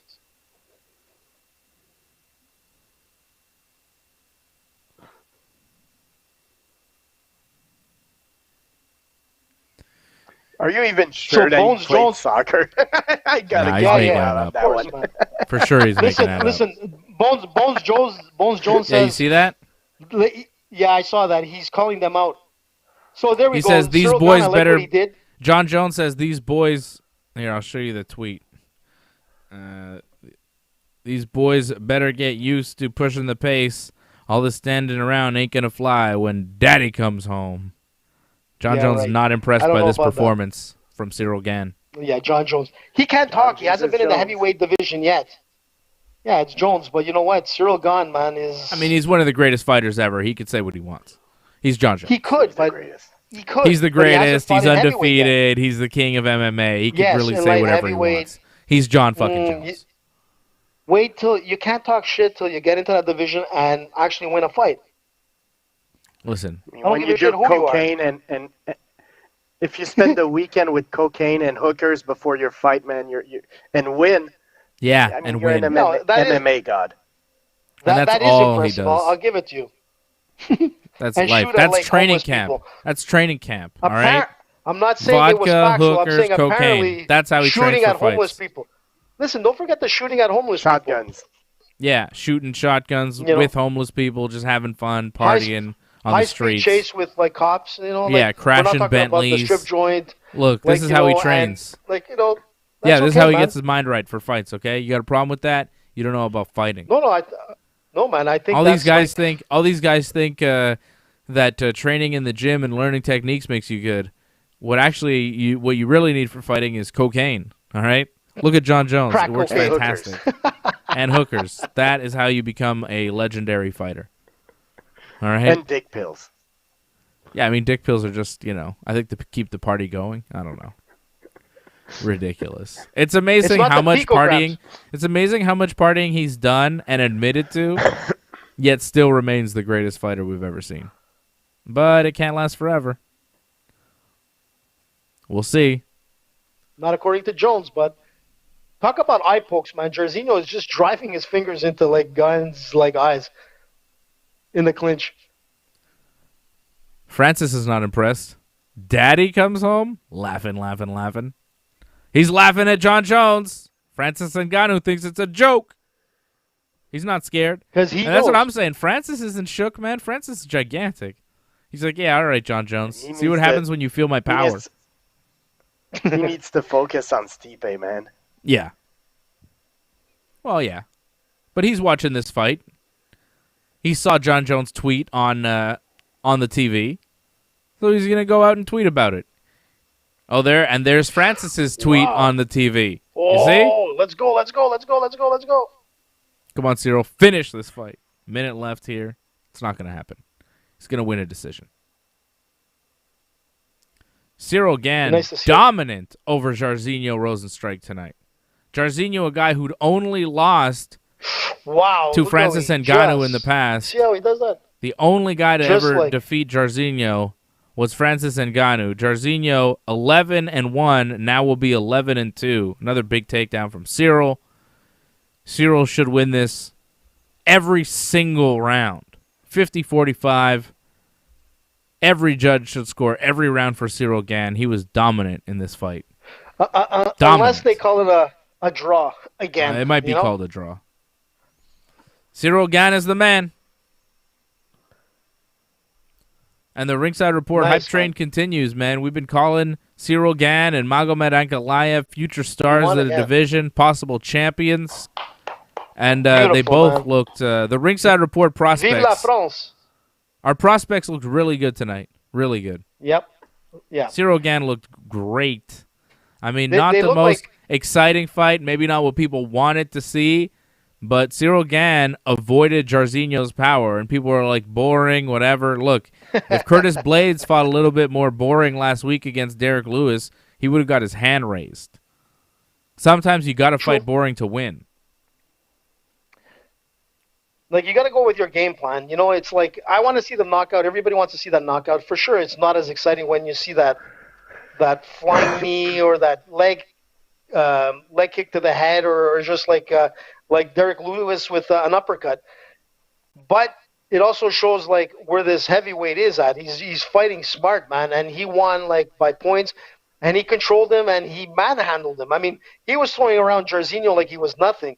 That says a lot, man. That means that this guy has a lot of power. And Francis Ngannou knows when he's laughing at John Jones. I mean, he's been in the same training camp and the same team with Cyril Gane. He knows this guy's power. And you know what? He's moving up. Look, if you look at Gane's other fights, man, they've been exciting. Everything from submissions to knockouts. But tonight was a good fight because it showed that he was technically smart. Yeah, very smart fight. There we go. I don't blame him for fighting this way. I think that's exactly how you fight against Jairzinho. Won by Not everybody decision. can be Francis Ngannou rushing in to get the big knockout. Yeah, unanimous decision, obvious win for Cyril Gane. It'd be really fucked up if the judges didn't score it for him. That would have been crazy. It's like Shrek. They put the picture of us before.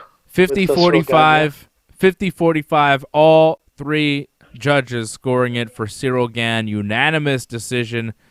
Cyril wins. Another victory. He improves to 8-0 as a pro. Remains undefeated in the UFC. Now 5 straight wins in the UFC.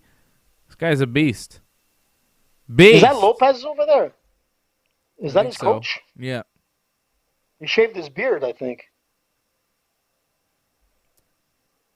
Nice win for Cyril Gane, who beats Jairzinho and just continues to improve in the division, continues to move up the ranks. I think Derek Lewis should be next for him. That's what I want to see next. Derek Lewis, Cyril Gane. And look, it's going to be a lot of what you saw tonight. I think if we see Derek Lewis, Cyril Gane, Cyril could fight the exact same way he fought tonight against Derek Lewis and win. People might be mad about it, but that's how you win. No, listen, you know what's going to happen? I think. Yeah. I don't think it's going to be Derek Lewis. I think it's going to be something a little bit more exciting because they're going to want to put a big name to Cyril's resume. And I'm telling you, man, people are going to see a much more exciting fight if he fights Alistair Overeem. And I think that might be the next fight, Gane against Overeem. Because they're very, I'm not saying similar, but in some sense, yes. That'll be interesting. I think that'll be the fight over Lewis because Lewis is going to be the same fight as this. This is exactly what's going to happen to Lewis. And I think it'll probably end not in a decision. I think Lewis will probably get knocked out because he has no gas tank. And I don't think he has the capabilities. Obviously, the reach of Cyril Gane is going to overwhelm Lewis. He won't be able to throw that heavy bomb. But what I think is going to be interesting is if Gane fights Overeem and beats Overeem, now it becomes impressive. I like to hear what he says. I don't think Overeem makes sense. Overeem's coming off a loss. Cyril's undefeated. Yeah. Why? Yeah, but it's the name, man. It's the name. No, that's not how this works. I know, but that's how Dana White works. Derek Lewis is a name right now, man. Yeah, Derek Lewis is a name, and he's coming off a bunch of wins. That's the fight to make. Yeah. Derek Lewis is a name. Some would say he's a bigger name than Alistair Overeem right now. Mm-hmm. I think he is. You know, if you're listening to the interview, you heard what Cyril says. He says he knows that Jairzinho is dangerous, and he really stuck to his game plan. That's what it comes down to, and it's very smart. Yeah, no shit. No shit. He's got the longest active win streak in the UFC heavyweight division, 5 wins. Derek Lewis has the second longest active win streak in the heavyweight division, 4. That's the fight to make. I don't really see why you're disagreeing here, AJ. Freddie and I both know that's the fight to make. Or maybe Volkov? What's Volkov doing? Does he have his next fight set? Volkov's coming off a win or a loss. What's he coming off? A win against Overeem. Oh, yeah. Not long ago either. Volkov could be next, too. Volkov or Derek Lewis, I think, is next for Cyril Gane. Volkov would make sense, too, right, Fred? You into that? Yeah. That'd be good. Yeah, but I would rather, if you ask me right now, okay, so you got Francis and Stipe. Who are the 2 guys that should be fighting for the number 1 contender? Volkov had a nice win against Overeem, so I can't take that away from him, but I'll go with Gane against Lewis. That would be my number 1 contender fight. I agree. That would be the fight to make for me. Cyril Gane versus Derek Lewis. Winner of that fight takes on the winner of the the winner of John Jones versus either Stipe or Francis for the title. Man, I think, Stipe and Francis are going to fight next month. The winner of that fight takes on John Jones later this year. I think on that card, you could put Derek Lewis versus Cyril Gane, co-main event type of deal of a John Jones versus Stipe or Francis fight, and then have the winners face each other for the heavyweight title early 2022. I think that's how you do it.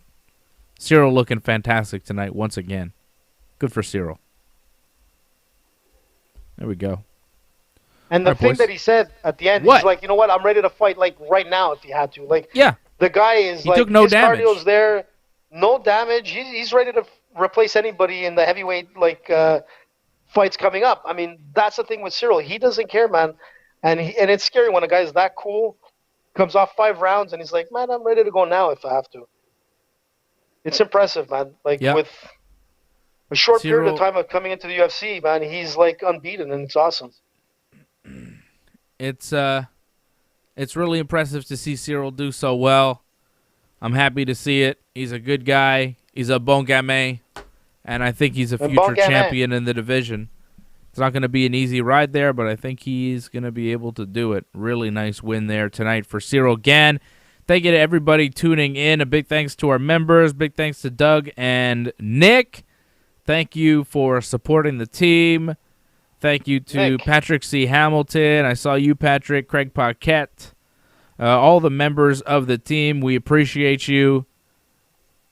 And become a member over on the YouTube channel. Also, go to donate.ringsidereport.net. You can become a member there if you're watching us on Facebook or on Twitch. You can go to donate.ringsidereport.net. You could also go to merch.ringsidereport.net. Get yourself some cool merch like we have right here. This is a cup. This is a cup that we have with our faces on it. Nice How about that? Go to merch.ringsidereport.net to get it. Freddie, AJ, and I will be back on Thursday night at 8 p.m. to preview UFC 259. We'll be back for another watch-along next Saturday for UFC 259. And as far as the Ringside Report Network, we're off tomorrow unless something crazy breaks. And then we'll be back on Monday. Well, I'll be back on Monday to recap Monday Night Raw. Thank you to everybody for tuning in. We appreciate you, and we'll talk to you again real soon. See ya.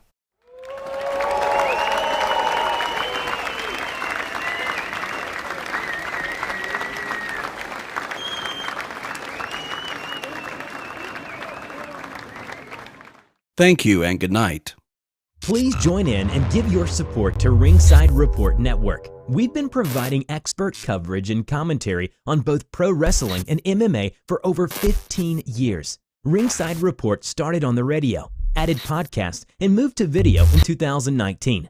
Our hosts are not just fans, but have in-depth knowledge of the subjects. Become a member of our YouTube channel now and become a recurring supporter of our work as we strive to continue to entertain you in these strange times. Pro wrestler Johnny Genesis North joins lifelong wrestling fan and aficionado Dave Simon to host our pro wrestling programming with in-depth coverage of the WWE, AEW, and New Japan Pro Wrestling. Our flagship show, Wrestling Uncensored, is live every Friday right after WWE SmackDown. Here, you get a review of the week that was. You may not agree with our host. In fact, they often don't agree with each other. But you have an opportunity to chime in with your viewpoint in the chat rooms while live or in the comments section of YouTube, Twitch, or Facebook on the replay. Dave and Johnny also headline our coverage of major pro wrestling pay-per-views and breaking news. Dave Simon is joined by experienced jiu-jitsu fighters Fred Garcia and the ever-unpredictable AJ DeLesio, each Thursday at 8 p.m. Eastern with Ringside Report MMA. They try and foresee what's next in the octagon and review, argue, and kibitz in a very friendly, irreverent manner. The three guys also team up to accompany you on all the major UFC pay-per-views with entertaining watch-alongs. Go to ringsidereport.net/support to find out more ways to support the channel.